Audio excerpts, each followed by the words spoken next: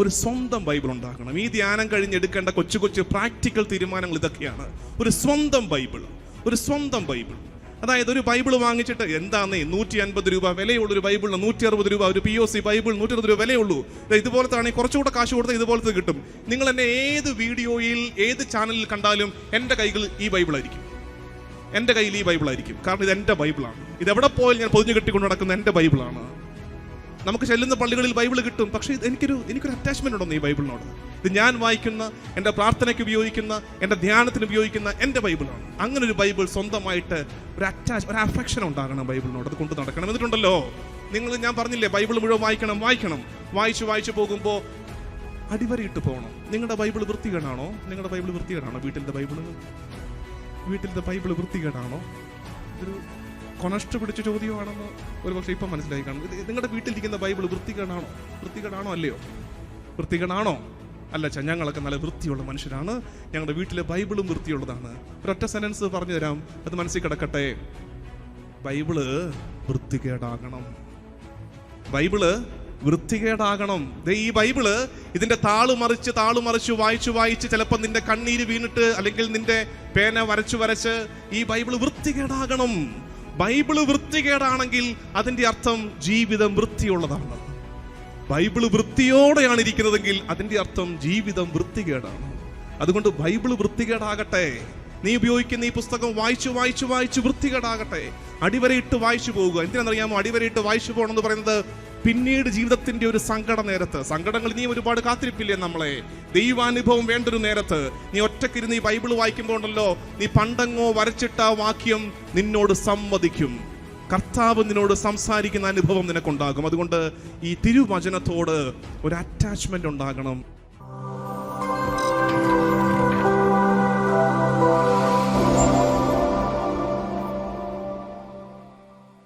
പ്രഭാഷകന്റെ പുസ്തകം 24-ാം അധ്യായം 31-ാം വാക്യം. പ്രഭാഷകൻ 24:31. പ്രഭാഷകന്റെ പുസ്തകം 24-ാം അധ്യായം 31-ാം വാക്യം. അതിങ്ങനെയാണ്: ഞാൻ എൻ്റെ ഉപവനം നനയ്ക്കുകയും തോട്ടം കുതിർക്കുകയും ചെയ്യും എന്നു ഞാൻ പറഞ്ഞു. ഞാൻ എൻ്റെ ഉപവനം നനയ്ക്കുകയും തോട്ടം കുതിർക്കുകയും ചെയ്യും എന്നു ഞാൻ പറഞ്ഞു.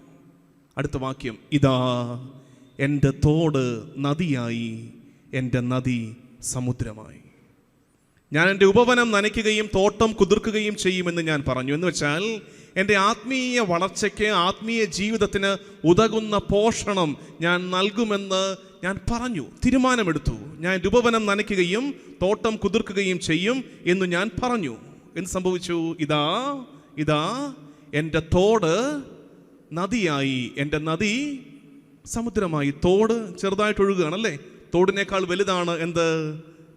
നദിയേക്കാൾ വലുതാണ് സമുദ്രം. എൻ്റെ തോട്, എൻ്റെ ജീവിതത്തോട് നദിയായി വളരണം. എൻ്റെ ആത്മീയ ജീവിതത്തിൻ്റെ, വിശ്വാസ ജീവിതത്തിൻ്റെ തോട് നദിയായി വളരണം. അത് സമുദ്രമായി വലുതാകണം. ഇതൊരു പ്രാർത്ഥനയാണ്, ഇതൊരു വചനാധിഷ്ഠിത പ്രാർത്ഥനയാണ്. നിങ്ങളുടെ ഉള്ളിൽ എൻ്റെ ചോദ്യം, നിങ്ങളുടെ ആത്മീയ ജീവിതത്തിൻ്റെ ഈ തോടില്ലേ, വിശ്വാസ ജീവിതത്തിൻ്റെ തോട്, അത് വളർന്നിട്ടുണ്ടോ? നദിയായിട്ടുണ്ടോ? ഇത്രയും കാലം കൊണ്ട് നദിയായോ? അത് സമുദ്രമായോ? അത് വളർന്നോ? അതോ എന്താ സംഭവിച്ചിരിക്കുന്നത്? ഇപ്പോൾ തോട് കൈത്തോടായി, ആ കൈത്തോട് ചെറിയൊരു ചാലായി. ആ ചാലിപ്പോൾ നമ്മുടെ പാലക്കാടൻ വയലുകൾ പോലെ വറ്റി വരണ്ട് ഉണങ്ങി വിണ്ടുകീറി കിടക്കുകയാണ്. നദിയായിട്ട് തുടങ്ങിയതാണ്, തോടായിട്ട് തുടങ്ങിയതാണ്, നദിയാകേണ്ടതായിരുന്നു, സമുദ്രമാകേണ്ടതായിരുന്നു. പക്ഷെ നിർഭാഗ്യവശാൽ ഇപ്പോൾ ഉണങ്ങി വരണ്ട് കിടക്കുകയാണ്. പ്രാർത്ഥിക്കേണ്ട പ്രാർത്ഥന: കർത്താവേ, എൻ്റെ തോട് നദിയാകണം. നമ്മൾ പ്രാർത്ഥിക്കുന്നില്ലേ? എൻ്റെ ഈ വീട് വലുതാകണം, പ്രാർത്ഥിക്കുന്നില്ലേ? എൻ്റെ ഇപ്പോൾ ഉപയോഗിക്കുന്ന വണ്ടി വലുതാകണം, പ്രാർത്ഥിക്കുന്നില്ലേ? പിന്നെ എന്തേ എൻ്റെ ആത്മീയ ജീവിതത്തിന് ഇത് പോരാ, ഇപ്പം ചെയ്യുന്ന കാര്യങ്ങൾ പോരാ, കുറച്ചുകൂടെ വലുതാകണം. തോട് നദിയാകണം, നദി സമുദ്രമാകണം. അപ്പോൾ ഇന്ന് ഞാൻ നിങ്ങളോട് ആദ്യമേ ആഹ്വാനം ചെയ്യുന്ന കാര്യം, അത്തരമൊരു തീക്ഷ്ണത, അത്തരമൊരു വളരാനുള്ള ആഗ്രഹം നിങ്ങളിൽ ഉണ്ടാകട്ടെ. അതായത് ഈ പ്രാർത്ഥന പോരെന്നേ, ഈ പ്രാർത്ഥന പോരാ, ഈ സമർപ്പണം പോരാ, ഈ മുട്ടുകുത്തല് പോരാ, ഈ കണ്ണീര് പോരാ, ഇത്രയും ജപമാല പോരാ, ഇത്രയും വചനം വായിച്ചാൽ പോരാ.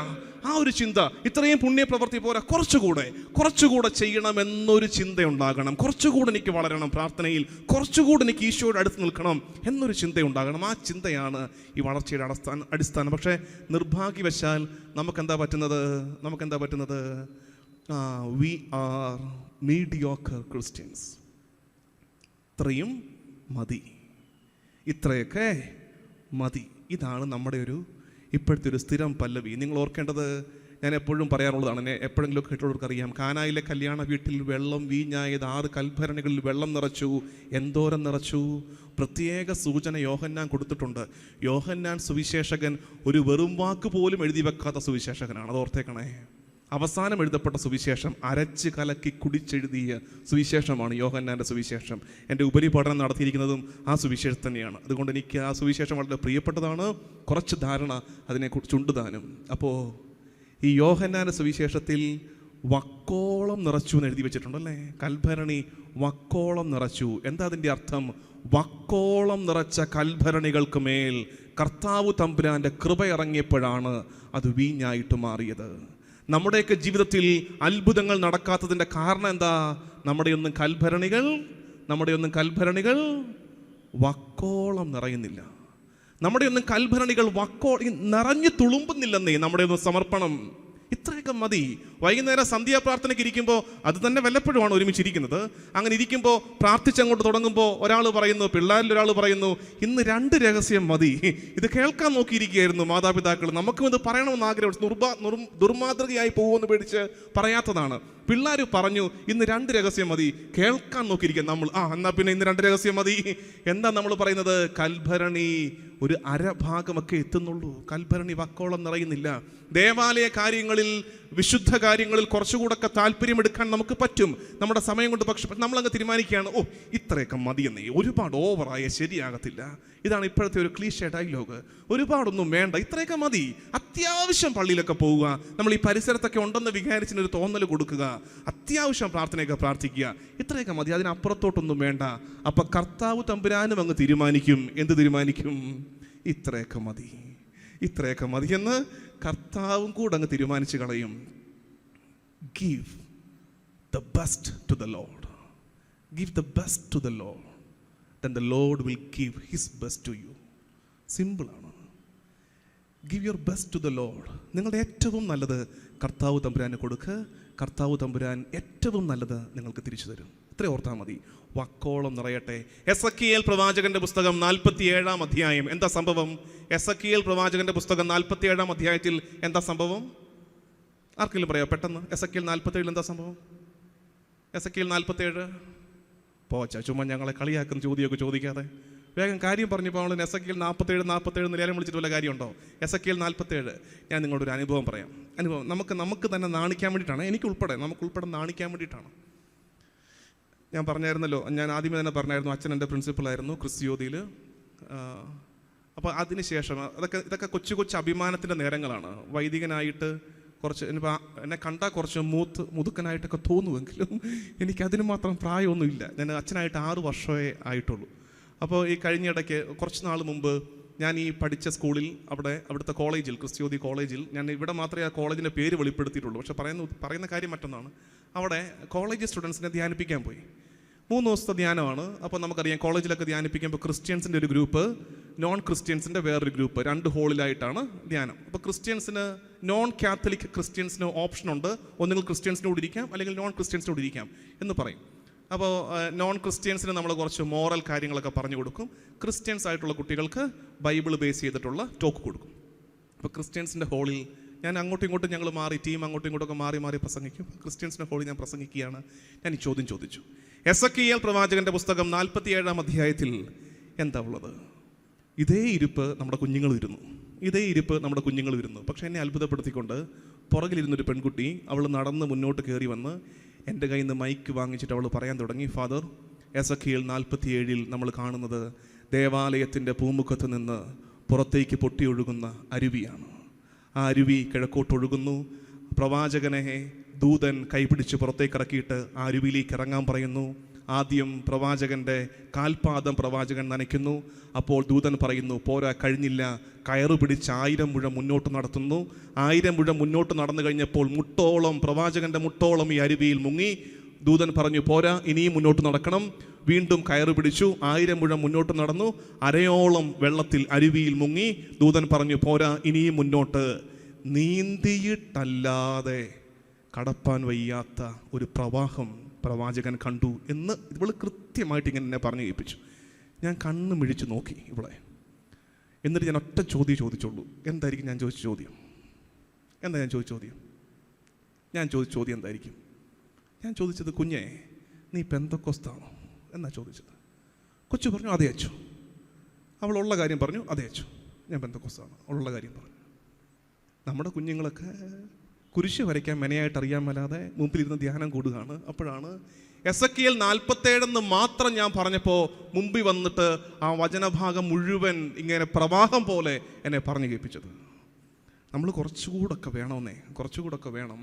ശരിയാണ്, നമ്മുടെ സോഴ്സസ് ഓഫ് ഫെയ്ത്ത് നിങ്ങൾക്കതറിയാം. പെന്തക്കോസ്റ്റിലെ പ്രൊട്ടസ്റ്റന്റ് സഭകളും നമ്മളുമായിട്ടുള്ള വ്യത്യാസം, they have sola scriptura, scripture only, source of faith, scripture only. നമുക്ക് 3 കാര്യങ്ങളുണ്ട്. ഏതൊക്കെയാണ്? ഹോളി സ്ക്രിപ്ചർ, ഹോളി ട്രഡീഷൻ, മജിസ്തേരിയും. 3 കാര്യങ്ങളുണ്ട്. ശരിയാണ്, നമുക്ക് പരിശുദ്ധ പാരമ്പര്യം വേണം, സഭയുടെ പ്രബോധനങ്ങൾ വേണം. അതിനോടൊപ്പമാണ് നമ്മൾ വചനത്തെയും മനസ്സിലാക്കുന്നത്. പക്ഷേ അപ്പോഴും കുറച്ചുകൂടി ആഭിമുഖ്യം വേണമെന്നേ ബൈബിളിനോട്, കുറച്ചുകൂടി ആഭിമുഖ്യം വചനത്തോട്. ഇത് ഞാൻ നിങ്ങളോട് സ്നേഹപൂർവ്വം നൽകുന്ന ഒരു തിരുത്തലും ശാസനയുമായിട്ട് നിങ്ങൾ മനസ്സിലാക്കിയാൽ മതി. കുറച്ചുകൂടെ ബൈബിൾ വായിക്കണം നിങ്ങളായിട്ട്. അതായത് ഇന്ന് നമുക്ക് ഇഷ്ടം പോലെ വചനപ്രഘോഷണങ്ങളുണ്ട്. ഞാൻ പറഞ്ഞില്ലേ, ഇഷ്ടം പോലെ വചനപ്രഘോഷണങ്ങളുണ്ട്. അതിൻ്റെ പ്രണയമാണ് നമുക്ക് ദേവാലയങ്ങളിൽ കിട്ടുന്നു. ഇനി കോവിഡ് മാറിയാൽ കൂട്ടായ്മയിൽ വന്നച്ഛൻ പ്രസംഗിക്കും. സൺഡേ സ്കൂൾ കുട്ടികൾക്ക് വീണ്ടും പള്ളി പ്രസംഗം. ഇതൊന്നും കഴിയാതെ TV ഓണാക്കിയാൽ ഷാലോമിലും ഗുഡ്നസിലും പിന്നെയും പ്രസംഗം. ഇനി യൂട്യൂബ് ഓണാക്കി അതിനകത്ത് പിന്നെയും പ്രസംഗം. ഇതുകൂടാതെ വാട്സാപ്പിൽ കുറേ ഷെയർ ചെയ്തും വരുന്നുണ്ട്. ഇഷ്ടം പോലെ പ്രസംഗങ്ങളുടെ പ്രളയമാണ്. ഇതുകൊണ്ടൊന്നും നമ്മൾ രക്ഷപ്പെടുമെന്ന് വിചാരിക്കരുതേ. നീ എന്നാണ് താല്പര്യപൂർവ്വം നിന്റെ ബൈബിൾ എടുത്ത് വായിക്കുകയും കർത്താവിൻ്റെ സ്വരത്തിന് വ്യക്തിപരമായി കാതോർക്കുകയും ചെയ്തിട്ടുള്ളത്? അതാണ് പ്രധാനപ്പെട്ടത്. ഞാൻ ആദ്യത്തെ ദിവസം പറഞ്ഞായിരുന്നു, ബൈബിൾ മുഴുവൻ വായിച്ചു തീർക്കണമെന്ന് പറഞ്ഞായിരുന്നു. സ്വന്തമായിട്ട് ബൈബിളുണ്ടോ? അതായത് ഇങ്ങനൊരു ബൈബിൾ സ്വന്തമായിട്ടുണ്ടോ? സ്വന്തമായിട്ട് കുടുംബത്തിനൊരു പൊതുമുതലുണ്ടോ എന്നല്ല ഞാൻ ചോദിച്ചിരിക്കുന്നത്. സ്വന്തമായിട്ട് എൻ്റെ പേഴ്സണൽ ബൈബിൾ. അത് മറ്റേ പോക്കറ്റിൽ തള്ളിക്കയറ്റാവുന്ന പുതിയ നിയമത്തിൻ്റെ ഏറ്റവും കൊച്ചു വേർഷൻ അല്ല ചോദിക്കുന്നത്. ഇത് സമ്പൂർണ്ണ ബൈബിൾ സ്വന്തമായിട്ട് ഒരെണ്ണമുണ്ടോ? സ്വന്തമായിട്ട് ഒരെണ്ണമുണ്ടോ? ഒരെണ്ണം ഉണ്ടാകണം. ഒരു സ്വന്തം ബൈബിൾ ഉണ്ടാകണം. ഈ ധ്യാനം കഴിഞ്ഞ് എടുക്കേണ്ട കൊച്ചു കൊച്ചു പ്രാക്ടിക്കൽ തീരുമാനങ്ങൾ ഇതൊക്കെയാണ്. ഒരു സ്വന്തം ബൈബിൾ. അതായത് ഒരു ബൈബിൾ വാങ്ങിച്ചിട്ട് എന്താന്നേ 150 രൂപ വിലയുള്ളൊരു ബൈബിളിന് 160 രൂപ, ഒരു POC ബൈബിൾ 160 രൂപ വിലയുള്ളൂ. ഇതുപോലത്തെ ആണെങ്കിൽ കുറച്ചുകൂടെ കാശ് കൊടുത്താൽ ഇതുപോലത്തെ കിട്ടും. നിങ്ങൾ എന്നെ ഏത് വീഡിയോയിൽ ഏത് ചാനലിൽ കണ്ടാലും എൻ്റെ കൈകൾ ഈ ബൈബിളായിരിക്കും. കാരണം ഇത് എൻ്റെ ബൈബിളാണ്. ഇതെവിടെ പോയാലും ഞാൻ പൊതിഞ്ഞു കെട്ടിക്കൊണ്ട് നടക്കുന്ന എൻ്റെ ബൈബിളാണ്. നമുക്ക് ചെല്ലുന്ന പള്ളികളിൽ ബൈബിൾ കിട്ടും. പക്ഷേ എനിക്കൊരു അറ്റാച്ച്മെൻ്റ് ഉണ്ടെന്ന് ഈ ബൈബിളിനോട്. ഇത് ഞാൻ വായിക്കുന്ന, എൻ്റെ പ്രാർത്ഥനയ്ക്ക് ഉപയോഗിക്കുന്ന, എൻ്റെ ധ്യാനത്തിന് ഉപയോഗിക്കുന്ന എൻ്റെ ബൈബിളാണ്. അങ്ങനെ ഒരു ബൈബിൾ സ്വന്തമായിട്ട് ഒരു അഫെക്ഷൻ ഉണ്ടാകണം ബൈബിളിനോട്. അത് കൊണ്ട് നടക്കണം. എന്നിട്ടുണ്ടല്ലോ ഞാൻ പറഞ്ഞില്ലേ, ബൈബിൾ മുഴുവൻ വായിക്കണം. വായിച്ചു പോകുമ്പോൾ അടിവരയിട്ട് പോകണം. നിങ്ങളുടെ ബൈബിൾ വൃത്തികേടാണോ? വീട്ടിലത്തെ ബൈബിൾ വൃത്തികേടാണോ? ഇതൊരു കൊണഷ്ട പിടിച്ച ചോദ്യമാണെന്ന് ഒരു പക്ഷേ ഇപ്പം മനസ്സിലായി കാണും. നിങ്ങളുടെ വീട്ടിലിരിക്കുന്ന ബൈബിൾ വൃത്തികേടാണോ അല്ലയോ? അല്ല, ഞങ്ങളൊക്കെ നല്ല വൃത്തിയുള്ള മനുഷ്യരാണ്, ഞങ്ങളുടെ വീട്ടിലെ ബൈബിളും വൃത്തിയുള്ളതാണ്. ഒരൊറ്റ സെൻറ്റൻസ് പറഞ്ഞു തരാം, അത് മനസ്സിൽ കിടക്കട്ടെ. ബൈബിള് വൃത്തികേടാകണം. ഈ ബൈബിള് ഇതിൻ്റെ താള് മറിച്ച് വായിച്ച് ചിലപ്പോൾ നിന്റെ കണ്ണീര് വീണിട്ട് അല്ലെങ്കിൽ നിന്റെ പേന വരച്ച് ഈ ബൈബിൾ വൃത്തികേടാകണം. ബൈബിള് വൃത്തികേടാണെങ്കിൽ അതിൻ്റെ അർത്ഥം ജീവിതം വൃത്തിയുള്ളതാണ്. ബൈബിള് വൃത്തിയോടെയാണ് ഇരിക്കുന്നതെങ്കിൽ അതിൻ്റെ അർത്ഥം ജീവിതം വൃത്തികേടാണ്. അതുകൊണ്ട് ബൈബിള് വൃത്തികേടാകട്ടെ. നീ ഉപയോഗിക്കുന്ന ഈ പുസ്തകം വായിച്ചു വൃത്തികേടാകട്ടെ. അടിവരയിട്ട് വായിച്ചു പോകുക. എന്തിനാണെന്നറിയാമോ അടിവരയിട്ട് വായിച്ചു പോകണമെന്ന് പറയുന്നത്? പിന്നീട് ജീവിതത്തിൻ്റെ ഒരു സങ്കടങ്ങൾ ഇനിയും ഒരുപാട് കാത്തിരിപ്പില്ലേ നമ്മളെ. ദൈവാനുഭവം വേണ്ടൊരു നേരത്ത് നീ ഒറ്റക്കിരുന്ന് ഈ ബൈബിൾ വായിക്കുമ്പോൾ ഉണ്ടല്ലോ, നീ പണ്ടങ്ങോ വരച്ചിട്ട വാക്യം നിന്നോട് സംവദിക്കും. കർത്താവ് നിന്നോട് സംസാരിക്കുന്ന അനുഭവം നിനക്കുണ്ടാകും. അതുകൊണ്ട് ഈ തിരുവചനത്തോട് ഒരു അറ്റാച്ച്മെൻ്റ് ഉണ്ടാകണം എന്ന് എന്ത് പറഞ്ഞപ്പോഴാണ് നമ്മൾ ഇങ്ങോട്ട് വന്നേ? എസെക്കിയേൽ 47 പറഞ്ഞത് അല്ലേ? എസെക്കിയേൽ 47. അതായത് പ്രവാചകൻ ആദ്യം കാൽപാദം നനയ്ക്കുന്നു. പോരാ. ദൂതൻ ഓർമ്മിപ്പിക്കുന്നു, പോരാ, ഇനിയും മുന്നോട്ട് നടക്ക്, ഇനിയും മുന്നോട്ട് നടക്ക്, മുട്ടോളം പോരാ, അരയോളം പോരാ. നമ്മൾ പാടുന്നില്ല പാട്ടില്ലേ, എന്താണത്? നീന്തിയിട്ടല്ലാതെ. അത് അങ്ങനെയാ പാട്ട്. ചിലർ പാടിക്കൊണ്ടിരിക്കും, നീന്തിയിട്ടില്ലാത്ത കടപ്പാൻ വയ്യാത്ത. എന്തോ ഈ പാടുന്നെന്ന് അറിയാൻ പറ്റും, ചുമ്മാ അങ്ങ് പാടിയേക്ക്. എന്നാ പറയാൻ നമ്മൾ പറയത്തില്ല, എന്നാ കോതയ്ക്ക് പാട്ടോ, അങ്ങനെ അങ്ങോട്ട് പറയുന്ന കണക്കാണ്. നീന്തിയിട്ടല്ലാതെ കടപ്പാൻ വയ്യാത്ത നീരുറവ ഇന്ന് തുറക്കുന്നതാ. മുട്ടോളമല്ല, അരയോളം പോരാ, വലിയൊരു ജീവ നദി ഒഴുകാൻ ഞങ്ങൾ പ്രാർത്ഥിക്കുന്നു. അതായത് നമ്മുടെ ക്രിസ്തീയ ജീവിതത്തിന്റെ ശൈലി, നമ്മൾ ആ കാൽപാദം നനയ്ക്കും, ഒന്ന് തേച്ച് കഴുകും. പണ്ട് നമ്മുടെ കുട്ടനാട്ടിൽ അല്ലെങ്കിൽ പണ്ട നാട്ടിലൊക്കെ ദേവാലയങ്ങൾ പുഴയോരത്തായിരുന്നു. അപ്പോൾ ഒരു കടവുണ്ട്, പള്ളിക്കടവുണ്ട്. ആ കടവിലോട്ട് ഇറങ്ങിയിട്ട് ആ കാൽപാദം മാത്രം ഒന്ന് കഴുകിയിട്ട് കയറി വരും. അതൊരു ശീലമാണ്. ഇത് തന്നെയാണ് ഇവിടെ സംഭവിക്കുന്നത്, നമ്മുടെ ക്രിസ്തീയ ജീവിതത്തിൽ സംഭവിക്കുന്നത്. ഈ കാൽപാദം നനച്ചിട്ട് കയറി പോവാണ്. നനഞ്ഞല്ലോ, കാല് കഴുകിയല്ലോ എന്നുള്ളതാണ് നമ്മുടെ വിചാരം. പോരെന്നേ, ഇനിയും കൃപയിൽ നിറയാനുണ്ട്, ഇനിയും കൃപയിൽ അഭിഷേകത്തിൽ നിറയാനുണ്ട്. മുന്നോട്ട് നടക്കുക, കുറച്ചുകൂടെ, മുട്ടോളം അരയോളം മുങ്ങി നിവര്. അഭിഷേക പ്രവാഹത്തിൽ മുങ്ങി നിവരണം. ഇരിക്കുന്നിടത്തിരുന്ന് കണ്ണുകൾ അടച്ച് കരങ്ങൾ മടിയിൽ തുറന്നു പിടിച്ച് ആ പ്രാർത്ഥനയൊന്ന് പ്രാർത്ഥിക്കാം. കർത്താവേ, പോരെന്നേ, അഭിഷേകത്താൽ നിറയാൻ ഞങ്ങൾ ആഗ്രഹിക്കുന്നു. എൻ്റെ തോട് നദിയാകണം. കണ്ണുകളടച്ച് കരങ്ങൾ മടിയിൽ തുറന്നു പിടിച്ച് ഈ പ്രാർത്ഥന, കർത്താവേ, ഞങ്ങളുടെ ആത്മീയ ജീവിതത്തിന് ഇനിയും വളർച്ചയുണ്ടാകണമെന്ന് ഞങ്ങൾ ആഗ്രഹിക്കുന്നു. ഞങ്ങളുടെ അപകടം, ഞങ്ങൾക്കൊരു അത്തരമൊരു ആഗ്രഹമോ അത്തരമൊരു ചിന്തയോ ഇല്ലാതായി പോവുകയാണ്. ഞങ്ങളുടെ പ്രാർത്ഥന മുഴുവൻ ഭൗതിക വളർച്ചയെക്കുറിച്ചും ഭൗതിക നേട്ടങ്ങളെക്കുറിച്ചും മാത്രമാണ്. കർത്താവേ, ഞങ്ങൾക്ക് ഈ പ്രാർത്ഥന പോരാ, ഞങ്ങൾക്ക് ഈ ദൈവാനുഭവം പോരാ, ഞങ്ങൾക്ക് ഈ ആത്മീയ വളർച്ച പോരാ. കുറച്ചുകൂടെ ഞങ്ങൾക്ക് വളരണം. ഞങ്ങളുടെ തോട് നദിയാകണം, ഞങ്ങളുടെ നദി സമുദ്രമാകണം. കേവലം കാൽപാദം നനച്ച് കൃപയുടെ പ്രവാഹത്തിൽ കാൽപാദം നനച്ച് കയറിപ്പോരുന്ന ഒരു മീഡിയോക്കർ ക്രിസ്ത്യൻ ആയി മാറിയാൽ പോരാ ഞാൻ. മറിച്ച് കർത്താവേ, മുട്ടോളം അരയോളം മുങ്ങി നിവരുവാൻ മാത്രം ആ കൃപയുടെ പ്രവാഹത്തിൽ കർത്താവേ, ഒരു അഭിഷേകത്തിന്റെ സ്നാനം എനിക്ക് സംഭവിക്കട്ടെ. ദൈവജനമേ, ആഗ്രഹത്തോടെ നമുക്ക് പ്രാർത്ഥിക്കാം. ഈശോ മിശിഹായിക്ക് സ്തുതിയായിരിക്കട്ടെ. ദിനവൃത്താന്തം 2-ാം പുസ്തകത്തിന്റെ 20-ാം അധ്യായത്തിൽ ഇസ്രായേലിന്റെ ഒരു രാജാവിനെ കുറിച്ച് പറയുന്ന രാജാവിൻ്റെ ഒരു പ്രാർത്ഥന വളരെ ഫേമസ് ആണ്. അതിനെക്കുറിച്ച് ഒരുപാട് ബൈബിൾ ഇന്റർപ്രിട്ടേഷൻസ് ഉണ്ട്. ആ രാജാവിൻ്റെ പേരാണ് യഹോഷാഫാത്ത്. 7 ഘട്ടമുള്ളൊരു പ്രാർത്ഥന. പക്ഷെ ഞാൻ ഇന്ന് ആ പ്രാർത്ഥനയെക്കുറിച്ചല്ല പറയുന്നത്, അതല്ല ഇന്നത്തെ ടോക്ക്. എനിക്ക് ആ രാജാവ് ചെയ്തൊരു 2 കാര്യം, അയാൾ ചെയ്തൊരു 2 കാര്യം, അതിൽ സ്റ്റിക്ക് ഓൺ ചെയ്താണ് ഇന്നത്തെ നമ്മുടെ പ്രഭാഷണം പോകുന്നത്. ഒരു 7 ഘട്ടമുള്ള പ്രാർത്ഥനയുണ്ട് വേറെ, അത് പിന്നെ എപ്പോഴെങ്കിലും. എന്താ സംഭവം എന്ന് വെച്ചാൽ, ഈ രാജാവ് ഇസ്രായേൽ ഭരിക്കുന്ന കാലത്ത് രാജാവിനെ ശത്രുക്കൾ വളഞ്ഞു. 3 രാജ്യങ്ങൾ വളഞ്ഞു ഇസ്രായേലിനെ. യഹോഷാഫാത്താണ് രാജാവ്. 3 രാജ്യങ്ങൾ വളഞ്ഞ രാജ്യങ്ങളുടെ പേര് മൊവാബ്യർ, അമോനിയർ, മെയ്യൂനിയർ. 3 രാജ്യങ്ങൾ വളഞ്ഞു. ഒരു സംഘർഷാവസ്ഥ, ഒരു അപകടം പിടിച്ച നേരം. നമ്മുടെ ജീവിതത്തിലും അത്തരം അനുഭവങ്ങൾ ഉണ്ടാകും. ശത്രുക്കൾ നമ്മളെ വളയുന്ന അനുഭവം ഉണ്ടാകും. ശത്രുക്കൾ എന്ന് വെച്ചാൽ ഏതെങ്കിലും കൊട്ടേഷൻ സംഘം നമ്മുടെ പുറകെ വരുന്നു എന്നല്ല അതിൻ്റെ അർത്ഥം. മറിച്ച് രോഗപീഠകൾ ഒരു വശത്തുകൂടെ, ഇതുവഴി സാമ്പത്തിക ഞെരുക്കം, ഇതുവഴി ഒരു തെറ്റിദ്ധാരണ, ഒരു കലഹം, ഇതുവഴി ഒരു സമാധാനക്കേട് കുടുംബത്തിൽ. അങ്ങനെ ഒരുപാട് കാര്യങ്ങൾ നമ്മളെ വരിഞ്ഞു മുറുക്കുന്ന അനുഭവം നമുക്കുണ്ടാകും. അത്തരം നേരങ്ങളിൽ എന്തു ചെയ്യണം എന്നുള്ളതാണ് ഇന്നത്തെ സംസാരം. മുന്നോട്ടുള്ള ജീവിതയാത്രയിൽ എന്ത് ശൈലി സ്വീകരിക്കണമെന്ന്, അത്രയേ ഉള്ളൂ. നമ്മളാണെങ്കിൽ എന്ത് ചെയ്തേനെ? 3 രാജ്യങ്ങൾ ആക്രമിക്കാൻ വരികയാണ്. നിങ്ങളാണ് ഇസ്രായേലിൻ്റെ രാജാവ്, എന്ത് ചെയ്യും? ടീനെ, നീയാണ് ഇസ്രായേലിൻ്റെ രാജാവെങ്കിൽ നീ എന്താ ചെയ്യാൻ പോകുന്നത്? ഇസ്രായേൽ രാജാവ് നീയാണെന്ന് വിചാരിക്കുക. ബൈബിളിൽ നിന്ന് നിന്റെ ചിന്തയോടെ പറഞ്ഞാൽ മതി. ഇസ്രായേൽ രാജാവ്, നീ കിരീടം വെച്ച് ഭരിക്കുകയാണ്, എന്താ നീ ചെയ്യാൻ പോകുന്നത്? എൻ്റെ സൈന്യത്തെ, എനിക്ക് ലഭ്യമായ റിസോഴ്സസ് ഞാൻ ഉപയോഗിക്കും. എൻ്റെ സൈന്യത്തെ 3ആയി തിരിച്ച് 3 രാജ്യങ്ങൾക്കെതിരെ ആക്രമണം അഴിച്ചുവിടും. എനിക്ക് വയ്യ സമാധാനത്തിൻ്റെ വെള്ളക്കൊടിയൊന്നും പാറിക്കാൻ, അത് താല്പര്യമില്ല. ഇങ്ങോട്ട് ചൊറിയാൻ വന്നാൽ ഞാൻ കയറി മാന്തും. അറ്റാക്കാണ് നമ്മുടെ ശൈലി. അപ്പോൾ 3 രാജ്യങ്ങൾക്കെതിരെയും യുദ്ധം പ്രഖ്യാപിക്കും. എന്തു ചെയ്യും അച്ചായോ, ചേട്ടോ? എന്തു ചെയ്യും രാജാവാണെങ്കിൽ? ചുമ്മാ 3 രാജ്യങ്ങളാണ് ആക്രമിക്കുക. അത് നമ്മളെ കൊണ്ട് കൂട്ടിയാൽ കൂടില്ല.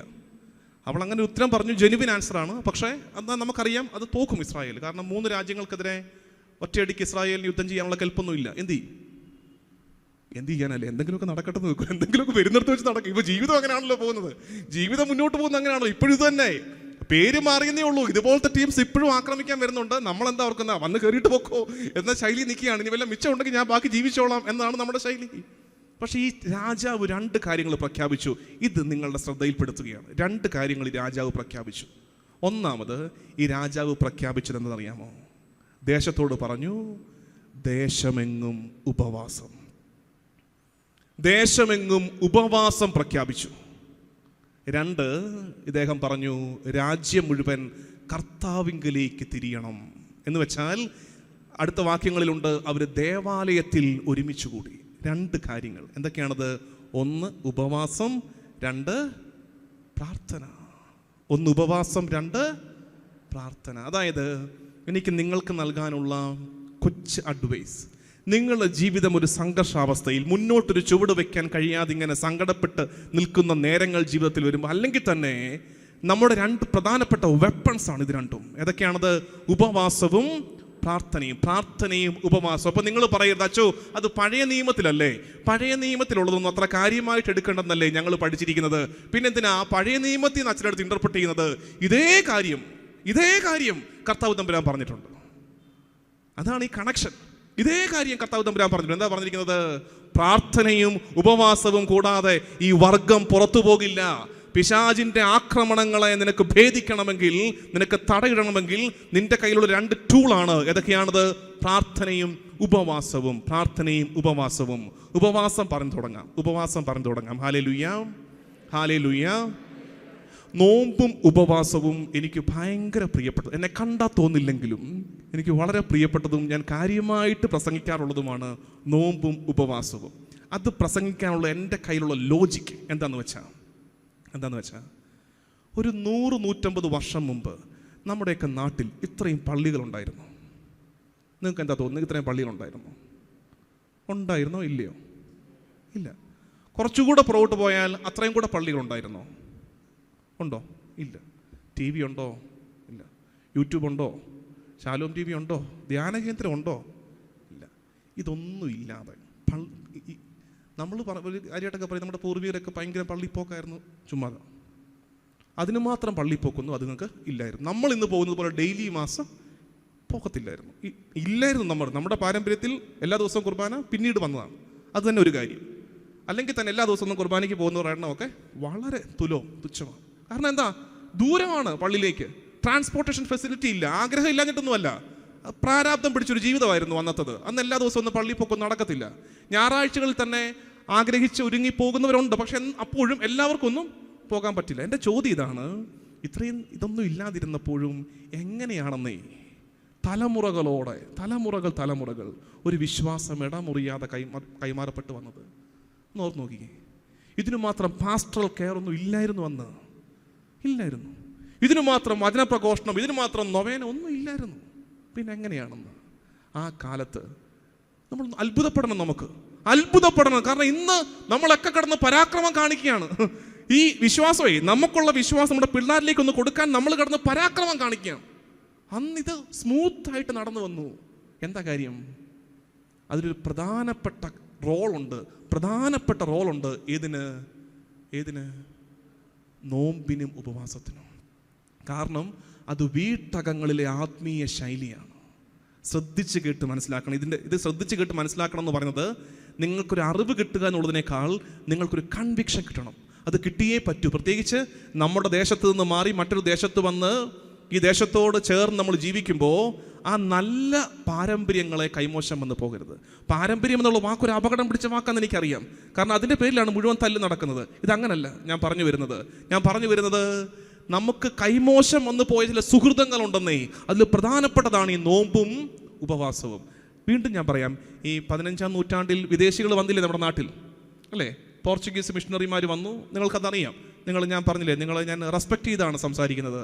നിങ്ങൾക്ക് ഉദയംപേരൂർ സൂനകദോസിൻ്റെ കഥ അറിയാം, കൂനംകുരി സത്യത്തിൻ്റെ കഥ അറിയാം, ഇതൊക്കെ നിങ്ങൾക്കറിയാം. അപ്പോൾ വിദേശികൾ വന്നിട്ട് അവർ ഈ നാട്ടിലേക്ക് നോക്കിയിട്ട് അവർ കണ്ടത് മുഴുവൻ കുറ്റമാണ്. അത് അവരെ കുറ്റം പറയാൻ പറ്റത്തില്ലെന്നേ. അവർ വന്നൊരു പശ്ചാത്തലമുണ്ട്. അവിടുന്ന് വന്ന് ഇങ്ങോട്ട് നോക്കിയപ്പോൾ ഇവിടുത്തെ ക്രിസ്ത്യൻസിനെ കണ്ടപ്പോൾ അവർക്ക് തോന്നി this is pagan Christianity, this is pagan. കാരണം എന്താ? ആ ക്ഷേത്രങ്ങൾ പോലെ പള്ളി പണിത് വെച്ചിരിക്കുന്നു, മറ്റ് മതവിശ്വാസികളെ പോലുള്ള വേഷവിധാനങ്ങൾ, ആചാരാനുഷ്ഠാനങ്ങളിലൊക്കെ അതിനോട് സാമ്യം ഇതെല്ലാം കൂടെ കണ്ടപ്പോൾ അവർ പറഞ്ഞു ദിസ് ഇസ് പേഗൻ, ഇത് വിജാതീയമായ രീതിയാണ്, തിരുത്തപ്പെടണം എന്ന് പറഞ്ഞിട്ട് അവർ റോമിലേക്ക് കത്തയച്ചു. ഇത് തെറ്റ് ഇത് തെറ്റ് ഇത് തെറ്റെന്നൊക്കെ പറഞ്ഞ് കത്തയച്ചു.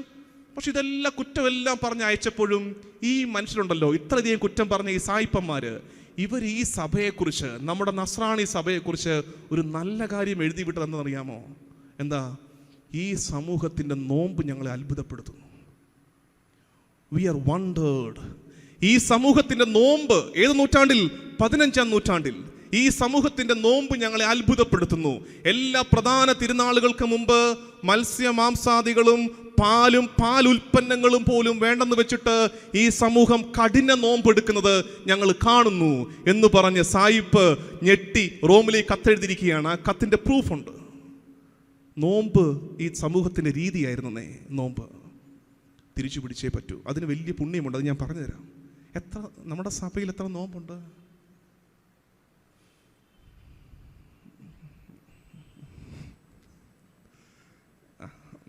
അറിയാവുന്നതങ്ങ് പറഞ്ഞു. 3, അമ്മച്ചി 3 പറഞ്ഞു. അമ്മച്ചി 3 ഒരു തരം 3 4 ആരാ വിളിച്ചേ? 4 അവിടെ 4 5 അപ്പൊ മുറുകട്ടെ. 5 ഇനിയും കയറ്റി വിളിക്കുക. 5 8 വരട്ടെ. ഇനിയും സഭ വളരട്ടെ. 8 തിരിച്ചാണോ? 5ലേക്ക് തിരിച്ചു വരികയാണോ? ഭയങ്കര ചർച്ചയാണ്. എന്നുവെച്ചാൽ അത് IS ക്രിസ്ത്യാനിറ്റിയെ തകർക്കാൻ വരുന്നു, വേറെ കുറേ ഗ്രൂപ്പൊക്കെ നമ്മളെ തകർക്കാൻ വരുന്നു. ഈ പൊട്ടന്മാർക്കറിയാം ഇതിൻ്റെ ഒന്നും ആവശ്യമില്ലെന്ന്. 2 ചോദ്യം ചോദിച്ചാൽ മതി നമ്മൾ തകരാൻ വേണ്ടിയിട്ട്. 2 ചോദ്യം, സഭയെക്കുറിച്ചും നമ്മുടെ പാരമ്പര്യത്തെക്കുറിച്ചോ വിശുദ്ധ ഗ്രന്ഥത്തെക്കുറിച്ചോ 2-3 ചോദ്യങ്ങൾ ചോദിച്ചാൽ മതി. നമ്മൾ ബോംബിട്ടതുപോലെ 4-5 കഷ്ണമായിട്ട് ചതറുന്നതേ ഇപ്പോൾ ഉദാഹരണ സഹിതം നമ്മൾ കണ്ടിരിക്കുകയാണ്. ഉത്തരം തെറ്റിയതിലല്ല, നമുക്ക് ധാരണയില്ല പലതിനെക്കുറിച്ചും. നമ്മുടെ സഭയിൽ, സീറോ മലബാർ സഭയിൽ നോമ്പിൻ്റെ കാലങ്ങൾ 5. നോമ്പിൻ്റെ കാലങ്ങൾ 5 എളുപ്പത്തിൽ പഠിക്കാൻ വേണ്ടി പറഞ്ഞു തരാം. ഈശോയുടെ പിറവിക്ക് മുമ്പ് ഈശോയുടെ പിറവിക്ക് മുമ്പ് കൂടെ പറയുന്നേ. ഇങ്ങനെ പറയുമ്പോൾ എനിക്കൊരു സന്തോഷം കിട്ടുന്നു എന്നതിനേക്കാൾ ഉപരി നിങ്ങൾക്ക് സ്വർഗത്തിൽ ടിക്കറ്റ് കിട്ടുന്നുണ്ട്. അതെങ്ങനെയെന്ന് വെച്ചാൽ, നിങ്ങളെക്കാൾ വളരെ പ്രായത്തിലുള്ളയ ഞാൻ പറഞ്ഞപ്പോൾ നിങ്ങൾ റിപ്ലൈ ചെയ്തു എന്നത് നിങ്ങളുടെ എളിമയായിട്ട് ഈശോ കണക്കാക്കും. അപ്പോൾ നിങ്ങൾക്ക് സ്വർഗത്തിലേക്ക് ഒരു ടിക്കറ്റ് കിട്ടും. അങ്ങനെ ഓർത്താൽ മതി. അപ്പോൾ നമുക്ക് എളിവപ്പെടാൻ കിട്ടുന്ന, നമ്മുടെ ആദ്യത്തെ ദിവസം പറഞ്ഞ അഹങ്കാരത്തെ തകർക്കാൻ കിട്ടുന്ന അവസരങ്ങളാണ് ഇങ്ങനെയൊക്കെ പറയുന്നത്. അതുകൊണ്ട് ധൈര്യമായിട്ട് പറഞ്ഞോ, ഈശോയുടെ പിറവിക്ക് മുമ്പ് അത് പറയാനല്ല പറഞ്ഞത്. അയ്യോ, ഇത് ഭയങ്കര ടിക്കറ്റായി പോയി. ഞാൻ പറഞ്ഞത് റിപ്പീറ്റ് ചെയ്യാൻ ഉദ്ദേശിച്ചത്, ബാക്കി പറഞ്ഞാൽ മതി. ഈശോയുടെ പിറവിക്ക് മുമ്പ് 25, മാതാവിൻ്റെ പിറവിക്ക് മുമ്പ്, ഈശോയുടെ ഉയർപ്പിന് മുമ്പ് 50, മാതാവിൻ്റെ ഉയർപ്പ് സ്വർഗാരോപണത്തിന് മുമ്പ് 15. ഇത് കൂടാതെ നിനിവേ നോമ്പ് 3 നോമ്പ്. പേത്രത്തായിക്ക് 18 ദിവസം പുറകോട്ട് കണക്കാക്കി നമ്മൾ ഓരോ വർഷവും ആചരിക്കുന്ന നിനിവേ യാചന അഥവാ 3 നോമ്പ്. അങ്ങനെ നമുക്ക് എല്ലാം കൂടെ, അതായത് പ്രോഗ്രസീവായിട്ട് കൂട്ടിയാൽ 3, 8, 15, 25, 50 എല്ലാം കൂടെ കൂട്ടി എത്ര ദിവസമുണ്ട്? ഇനി കണക്ക് പഠിപ്പിക്കണം. എല്ലാം കൂടെ കൂട്ടിയാ 101 ദിവസം. 101 ദിവസം നസ്രാണിക്ക് നോമ്പാണ്. 101 ദിവസം നസ്രാണിക്ക് നോമ്പാണ്. ഇതുകൂടാതെ വെള്ളിയാഴ്ച ആചരണം, ഇതെല്ലാം കൂടെ ആകുമ്പോൾ ആണ്ടുവട്ടത്തിൽ 150 ദിവസത്തോളം നോമ്പാണ്. കൊളസ്ട്രോൾ വരത്തില്ല, കൃത്യമായിട്ട് നോമ്പെടുത്താൽ മതി. ഇത് അപ്പം നമ്മൾ ചോദിക്കാച്ചാ, ഞാൻ പറഞ്ഞു ഇതൊരു നാണവോ ചമ്മലോ ഇല്ലാതെ ഞാൻ എല്ലാ ഗ്രൂപ്പിലും ഇത് പഠിപ്പിക്കും. അപ്പോൾ യൂത്തൊക്കെ ചോദിക്കും, പിള്ളേർ ചോദിക്കാച്ചോ, അവരുടെ ചിന്ത കൊണ്ടൊരു ചോദിക്കുന്നതാണ്, ഈ ഇറച്ചി മീനൊക്കെ ഉപേക്ഷിക്കുന്നതിനാണ് പുണ്യിരിക്കുന്നത്? ഇത് ഏത് കാലത്തെ നിയമമാണത്? ശരിയാണ്, അന്ന് ഇതൊക്കെ ലക്ഷറി ആയിരുന്നു, ഇറച്ചി മീനുമൊക്കെ. അതുകൊണ്ടാണ് അത് വേണ്ടത് വെക്കാൻ തീരുമാനിച്ചത്. പക്ഷേ വേറെ കുറച്ച് പുരോഗമനവാദികളുണ്ട്. അവർ പറയും, ഇറച്ചി മീനൊക്കെ ഉപേക്ഷിക്കുന്നതിലാണോ പുണ്യം ഇരിക്കുന്നത്? നമുക്ക് മാറ്റം വരുന്നതിലല്ലേ കാര്യം ഇരിക്കുന്നത്? എന്ത് രസമുള്ള ഡയലോഗാണെന്നറിയാമോ? ഇത് സ്ഥിരം ഡയലോഗാണ്. ഇറച്ചി മീനൊക്കെ ഉപേക്ഷിക്കുന്നതിലാണോ പുണ്യം? നമ്മളിൽ മാറ്റം വരുന്നതിലല്ലേ കാര്യം? ഈ പറയുന്നവന്മാരിൽ എന്ത് സംഭവിക്കുന്നറിയാമോ? ഇറച്ചി മീനും ഉപേക്ഷിക്കത്തുമില്ല, മാറ്റം വരത്തുമില്ല, ഒന്നും നടക്കാൻ പോകുന്നില്ല, ഡയലോഗ് മാത്രമേ ഉള്ളൂ. അറ്റ്ലീസ്റ്റ് ആ നോമ്പെടുത്ത് ശീലിക്കുന്നേ. ഇത് നമ്മുടെ പൂർവികന്മാർ തെളിയിച്ച ആത്മീയ ശൈലിയാണ്. അതോർക്ക്, നമ്മുടെ പൂർവികർ തെളിയിച്ച ആത്മീയ ശൈലിയാണ് നോമ്പിൻ്റെ പരിത്യാഗത്തിൻ്റെ ശൈലി. എന്താ ഇതുകൊണ്ടുള്ള മെച്ചം? ഇതുകൊണ്ടുള്ള മെച്ചം ഇത്രയേ ഉള്ളൂ. ഞാൻ പറഞ്ഞു കൊടുക്കാറുള്ള ഒറ്റ വാക്യം. ഒരു കഷ്ണം ചിക്കൻ അല്ലെങ്കിൽ ഏതെങ്കിലും ഒരു മീറ്റ്, ഒരു ഫിഷ് ഫ്രൈ ഒക്കെ മുമ്പിലിരിക്കുമ്പോൾ, നമ്മുടെ മുമ്പിലേക്ക് ഓഫർ കിട്ടുമ്പോൾ, പ്ലീസ് എനിക്കിത് വേണ്ട, എനിക്ക് നോമ്പാണ് എന്ന് പറഞ്ഞ് സ്നേഹപൂർവ്വം നിരസിക്കാൻ, ഒന്ന് മാറ്റിവെക്കാൻ നീ പഠിച്ചിട്ടില്ലെങ്കിൽ നിന്നെ തന്നെ നീ പഠിപ്പിച്ചിട്ടില്ലെങ്കിൽ, നിന്റെ മക്കളെ നീ പഠിപ്പിച്ചിട്ടില്ലെങ്കിൽ, പിന്നെ എങ്ങനെയാണ് ഈ കാലത്തിൻ്റെ പാപപ്രലോഭനങ്ങളോട്, കൗതുകങ്ങളോട് നീ നോ പറയുന്നത്? അത്രേ ഉള്ളൂ ചോദ്യം. അതായത് ഇത് പഠിപ്പിക്കുന്നത് നോ പറയാൻ പഠിപ്പിക്കുകയെന്നേ. ഇതൊക്കെ അനുവദനീയമാണ്. അടുത്ത സെന്റൻസും കൂടെ മനസ്സിലാക്കി വെക്കണേ. അനുവദനീയമായ ചില നന്മകളെ, ഇറച്ചിയും മീനും ഒക്കെ നന്മയാണ്. അനുവദനീയമായ ചില നന്മകളെ വേണ്ടെന്ന് വെച്ച് ശീലിക്കുന്നത് അപകടം പിടിച്ച തിന്മകളെ നിരസിക്കാൻ നിന്നെ പ്രാപ്തനാക്കും, നിനക്ക് ശക്തി നൽകും. അനുവദനീയമായ ചില കാര്യങ്ങളെ പോലും വേണ്ടെന്ന് വെച്ച് ശീലിക്കുന്നത് അപകടം പിടിച്ച തിന്മകളെ നിരസിക്കാൻ, വേണ്ടെന്ന് വെക്കാൻ നിനക്ക് ശക്തി നൽകും. അതാണ് നോമ്പിൻ്റെ മെച്ചം. ഈ കളരിയാണിത്. ഇത് ആത്മീയ കളരിയാണ് നോമ്പ്. അതുകൊണ്ട് ഒട്ടും മടി വിചാരിക്കാതെ എൻ്റെ പ്രിയമുള്ള ദൈവജനമേ, നോമ്പും ഉപവാസവും എടുത്ത് ശീലിക്കണം. ഉപവാസം എടുക്കണം. ആണ്ടുവട്ടത്തിൽ 2 ദിവസം നമുക്ക് നിർബന്ധമായും ഒബ്ലിഗേറ്ററി ആയിട്ട് ഉപവാസത്തിൻ്റെ ദിവസങ്ങളാണ്. ഏതൊക്കെയാണ് ദിവസങ്ങൾ? വിഭൂതി തിങ്കൾ, ദേ വരുന്നു വിഭൂതി തിങ്കൾ, പിന്നെ ദുഃഖവെള്ളി. ഈ ഉപവാസത്തിൻ്റെ ശൈലി ശീലിക്കണം. ശരിക്കും പറഞ്ഞാൽ എല്ലാ അച്ഛന്മാരും പറഞ്ഞിട്ടുള്ളതായിരിക്കും. എല്ലാ അച്ഛന്മാരും പറയത്തില്ല എൻ്റെ അമ്മയുടെ പ്രാർത്ഥനയാണ് ഞാൻ എന്നെല്ലാ അച്ഛന്മാരും പറയാറുണ്ട്. അപ്പനെ മറന്നു പോകുന്നതല്ല, എന്നാലും അമ്മമാരുടെ ആത്മീയതയാണ് കുറേ കൂടെ മക്കളിലേക്ക് കൈമാറപ്പെടുന്നത്. അത് സ്വാഭാവികമായിട്ടും അങ്ങനെയാണ്. ഞാനും ഒക്കെ കണ്ടു വളർന്നിരിക്കുന്നത് എല്ലാ ബുധനാഴ്ചയും എല്ലാ വെള്ളിയാഴ്ചയും ഈ പട്ടിണി കിടന്ന് പ്രാർത്ഥിക്കുന്ന ഒരു അമ്മയെ കണ്ടാണ് ഞാനും വളർന്നത്. അത് വലിയ അനുഗ്രഹമാണെന്നേ. അത് വലിയ മാതൃകയാണ്, വലിയ അനുഗ്രഹമാണ്. അത് നമ്മളെ പൊതിഞ്ഞു പിടിക്കും. ആ പ്രാർത്ഥന, അമ്മയുടെ പ്രാർത്ഥന നമ്മളെ പൊതിഞ്ഞു പിടിക്കും. നമുക്ക് ചില പാപപ്രലോഭനങ്ങൾ ഉണ്ടാകുമ്പോഴും അത് ചെയ്യിപ്പിക്കത്തില്ല നമ്മളെ കൊണ്ട്. അതാണ് അതിൻ്റെ ഗുണം. അതാണ് അത്തരം പ്രാർത്ഥനകളുടെ ഗുണം. അതാണ് എന്ന് വെച്ചാൽ നമുക്ക് ചില പാപപ്രലോഭനങ്ങളുണ്ട്. ചില സാഹചര്യങ്ങളൊക്കെ ഇണങ്ങി വന്നാൽ നമ്മൾ ആ പാപം ചെയ്യും. പക്ഷേ വിദൂരത്തിരുന്ന് ഒരു അമ്മ പ്രാർത്ഥിച്ചുകൊണ്ടിരിക്കുകയാണ്, ഉപവാസം എടുത്ത് പ്രാർത്ഥിച്ചുകൊണ്ടിരിക്കുക. ഇവിടെ നിന്ന് സംഭവിക്കുന്നത് അറിയാമോ? ഇവിടെ ഈ പാപ സാഹചര്യത്തെ അകറ്റിക്കളയും കർത്താവ്. ആ സാഹചര്യം വന്നാൽ ബലഹീനത കാരണം നമ്മൾ പാപം ചെയ്ത് പോയേക്കും. അതുകൊണ്ട് ഈ സാഹചര്യമേ ഇണക്കില്ല നമുക്ക്. അത് ഭയങ്കര കൃപയാണത്. അതുകൊണ്ട് ഉപവാസം, അതുകൊണ്ടല്ലേ മാർപ്പാപ്പ ഉപവാസം പ്രഖ്യാപിച്ചിരിക്കുകയല്ലേ? യുദ്ധകാഹളം മുഴങ്ങിയിരിക്കുകയാണ്. അന്ന് ഇസ്രായേലിനെതിരെ യുദ്ധകാഹളം മുഴങ്ങിയപ്പോൾ യഹോഷാഫാത്ത് രാജാവ് പറഞ്ഞു, ഉപവാസം എടുക്ക്. ദാ ഇപ്പോൾ വീണ്ടും ലോക സമാധാനത്തിന്റെ മേൽ കരിനിഴൽ വീഴ്ത്തിക്കൊണ്ട് യുദ്ധകാഹളം മുഴങ്ങുമ്പോൾ നല്ല ഇടയൻ പ്രഖ്യാപിച്ചിരിക്കുകയാണ്. മറ്റാർക്കും ഒന്നും പറയാനില്ല. ഇവിടെയാണ് ക്രിസ്ത്യാനിയുടെ പ്രസക്തി, ഇവിടെയാണ് സഭയുടെ പ്രസക്തി. വേറെ ആർക്കും ഒന്നും പറയാനില്ല. ഇവിടെ ഒരു മാർപ്പാപ്പ പറയുകയാണ്, യുദ്ധത്തിൽ ജയപരാജയങ്ങളില്ല. ഇതോർത്തേക്ക്, യുദ്ധത്തിൽ ജയപരാജയങ്ങളില്ല. ഇവിടെ ദാരിദ്ര്യവും കണ്ണീരും മാത്രമായിരിക്കും ഫലം. അതുകൊണ്ട് യുദ്ധം ഒഴിവായി പോകുവാൻ നമുക്ക് ഉപവാസം എടുത്ത് പ്രാർത്ഥിക്കാം. അന്ന് യഹോഷാഫാത്ത് എടുത്ത ശൈലി ഇന്നും പ്രസക്തമാണ്. ഉപവാസം എടുത്ത് പ്രാർത്ഥിക്കാൻ കത്തോലിക്ക സഭയുടെ പരമാചാര്യൻ ആഹ്വാനം ചെയ്യുമ്പോൾ നമുക്കുള്ള പാഠമാണ്. നമ്മുടെ ജീവിതത്തിലും ഈ അശാന്തിയുടെ, ഈ കലഹത്തിന്റെ, ഈ തെറ്റിദ്ധാരണയുടെ, ഈ തിന്മയുടെ കരിനിഴൽ വീഴുന്ന കാലത്ത് കുടുംബം ഒരുമിച്ച് ഉപവാസം എടുത്ത് പ്രാർത്ഥിക്കണമെന്നേ. മാർപ്പാപ്പ പോലും ഉപയോഗിക്കുന്നത്, ആയുധമാക്കുന്നത് ഉപവാസത്തെ ആണെങ്കിൽ നമ്മുടെയൊക്കെ കുടുംബങ്ങളിൽ എത്ര അധികമായി ഉപവാസത്തിന്റെ, നോമ്പിന്റെ ശൈലി ശീലമാക്കണം. നോമ്പെടുക്കണം. അപ്പനും അമ്മയും മക്കളും കൂടെ. ഇതിനകത്ത് അങ്ങനെ പ്രായമൊന്നുമില്ല. അയ്യോ കൊച്ചു കുഞ്ഞാ, നോ, എടുപ്പിക്കുക, കൊച്ചിലോട്ട് എടുപ്പിക്കുക. ഞാൻ എപ്പോഴും പറയുമ്പം, ഞാൻ ഈ പ്രസംഗമൊക്കെ പറയുമ്പോഴുണ്ടല്ലോ, ഈ വിശുദ്ധിയെക്കുറിച്ചൊക്കെ പറയുമ്പം ശരിക്കും എൻ്റെ ഉള്ളിക്കിടന്ന് കുത്തുകയാണ്. വിശുദ്ധിയെക്കുറിച്ചൊക്കെ പറയുമ്പോൾ ഉണ്ടല്ലോ, എൻ്റെ ഉള്ളിക്കിടന്ന് കുത്തുകയാണ്. എന്താ കുത്തുന്നത്? എടാ നിനക്കിത് വല്ലതും ഉണ്ടോ? നിനക്ക് ഈ പറയുന്ന സാധനം വല്ല നിനക്കുണ്ടോ? ഇത് ഭയങ്കര കുത്തലാണ് അകത്ത് കിടന്നുകൊണ്ട്. ഓരോ പ്രഭാഷകനും ഉള്ളു മുറിഞ്ഞാണ് പ്രസംഗിക്കുന്നത്. കാരണം ഈ പറയുന്നതിൽ പകുതി ഇല്ലെന്നേ. സത്യസന്ധമായിട്ട് ഈ പറയുന്നതിൽ പകുതി എൻ്റെ ജീവിതത്തിൽ ഇല്ല, പറ്റുന്നില്ല. ശ്രമിക്കുകയാണ്. പക്ഷെ ഒരു ഫരിസേയനിസം പറയുകയല്ല ഞാൻ. ഈ ഉപവാസം പറയുമ്പോൾ എനിക്ക് കുറച്ചുകൂടെ, അല്ലെങ്കിൽ നോമ്പ് പറയുമ്പോൾ കുറച്ചുകൂടെ ഒരു ക്രെഡിബിലിറ്റി ഉള്ളത്, ഓർമ്മ വെച്ച കാലം തൊട്ട് ഇന്നോളം ഒരു നോമ്പ് ഞാൻ മുടക്കിയിട്ടില്ല.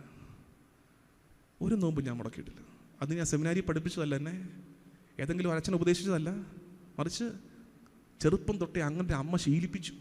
ഇവിടെ ഇത്രേ ഉള്ളൂ. ഈ 50 ദിവസത്തെ ഈ മോരും ഈ ക്യാബേജ് തോരനും ഈ അച്ചാറും ഉള്ളൂ, വേണമെങ്കിൽ കഴിച്ചാൽ മതി. അത് ശീലിപ്പിച്ചുകൊണ്ട് പിന്നീട് നമ്മൾ എങ്ങോട്ട് പോയാലും, നോമ്പിൻ്റെ സമയങ്ങളിൽ വിദേശത്ത് പോയ സമയമൊക്കെ ഉണ്ട്.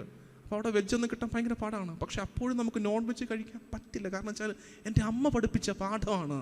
അതങ്ങോട്ട് തള്ളി പറയാൻ പറ്റുന്നില്ലെന്നേ. അതുകൊണ്ട് പ്രിയമുള്ള അമ്മമാരെ, അച്ഛന്മാർ പഠിപ്പിക്കുന്നതൊക്കെ മറന്നു പോകും കേട്ടോ പിള്ളേർ സൗകര്യപൂർവ്വം. അമ്മ ചെറുപ്പത്തിലെ പഠിപ്പിച്ചു കൊടുക്കുന്ന പാഠങ്ങളുണ്ടല്ലോ, തള്ളിക്കളയാൻ പറ്റില്ല പിള്ളേർക്ക്. കാരണം അമ്മയോടുള്ള സ്നേഹത്തിൻ്റെ പാഠങ്ങളാണത്. അതുകൊണ്ട് നോമ്പും ഉപവാസവും ശീലമാക്കണം. ഹല്ലേലൂയ. പഠിച്ചോ നിങ്ങൾ.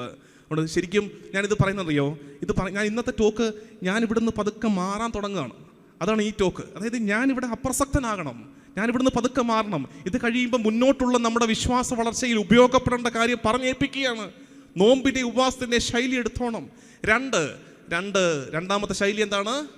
ഇടയ്ക്ക് ഓവർലാപ്പ് ചെയ്ത് വരാം, മറ്റേതും കൂടെ കയറി വരും. രണ്ടാമത്തെ ശൈലി എന്താണ്? പ്രാർത്ഥന. പ്രാർത്ഥന പ്രാർത്ഥന പ്രാർത്ഥന ബേസിക്കായിട്ട് പരിശുദ്ധ കുർബാനയൊക്കെ പറയാനുണ്ട് എനിക്ക്, പക്ഷേ ഏറ്റവും ബേസിക്കായിട്ട് തിരിച്ചു പിടിക്കേണ്ട പ്രാർത്ഥന. വേഗം എനിക്ക് ഉത്തരം പറ. ഒരു 30 വർഷം മുമ്പ് എന്നതിനേക്കാൾ 30 വർഷം മുമ്പായിട്ട് കമ്പയർ ചെയ്യുകയാണേ, അന്നത്തേക്കാൾ പള്ളികളുടെ എണ്ണം കൂടിയോ കുറഞ്ഞോ? വേഗം പറഞ്ഞോ. നാടും ഇവിടെ ഒക്കെ ചർച്ച ചെയ്തു. പള്ളികളുടെ എണ്ണം കൂടിയോ കുറഞ്ഞോ? കൂടി. പള്ളികളുടെ വലിപ്പം കൂടിയോ കുറഞ്ഞോ? അച്ഛന്മാരുടെ എണ്ണം കൂടിയോ കുറഞ്ഞോ? ധ്യാന കേന്ദ്രങ്ങളുടെ എണ്ണം കൂടിയോ കുറഞ്ഞോ? ചാനലുകളുടെ എണ്ണം കൂടിയോ കുറഞ്ഞോ? നൊവേനകളുടെ എണ്ണം കൂടിയോ കുറഞ്ഞോ? ദിവ്യകാരുണ്യ ആരാധന കൂടിയോ കുറഞ്ഞോ? ധ്യാന ഗുരുക്കന്മാരുടെ എണ്ണം കൂടിയോ കുറഞ്ഞോ? കൂടി.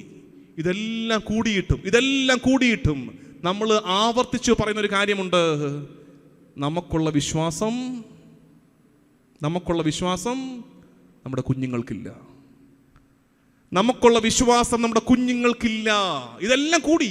എന്താണ് ഇവിടെ കുറഞ്ഞത്? എന്താ കുറഞ്ഞത്? എല്ലാം കൂടിയിട്ടും നമുക്കുള്ള വിശ്വാസം നമ്മുടെ കുഞ്ഞുങ്ങൾക്കില്ല എന്ന് നമ്മൾ സങ്കടപ്പെടുന്നുണ്ടെങ്കിൽ ഉടനെ ചോദിക്കണം, അങ്ങനെയാണെങ്കിൽ എന്തോ ഒന്ന് കുറഞ്ഞു. ഈ കഴിഞ്ഞ 10-30 വർഷം കൊണ്ട് എല്ലാം കൂടി ഗ്രാഫ് ഇങ്ങനെ മുകളിലേക്ക് പോയപ്പോഴും എന്തോ ഒന്ന് കാര്യമായിട്ട് കുറഞ്ഞിട്ടുണ്ട്. എന്താ അത്? ഒറ്റ വാക്ക്. എന്താ അത്? പ്രാർത്ഥന കുറഞ്ഞിട്ടില്ല. അയ്യോ, എന്തുമാത്രം പ്രാർത്ഥനയാ!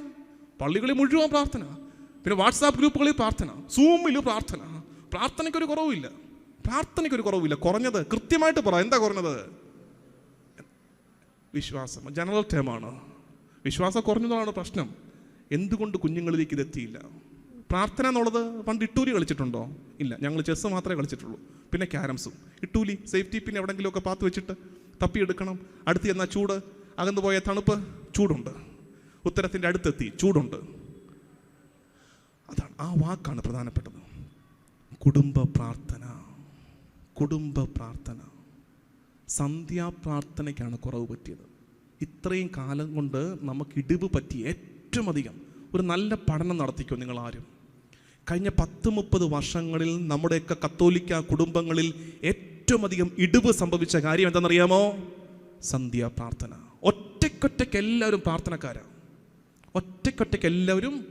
പ്രാർത്ഥനക്കാരാണ്. സന്ധ്യാപ്രാർത്ഥനയ്ക്ക് ഇടിവ് സംഭവിച്ചു. അപകടം വിളിച്ചു വരുത്തുകയാണ് നമ്മൾ.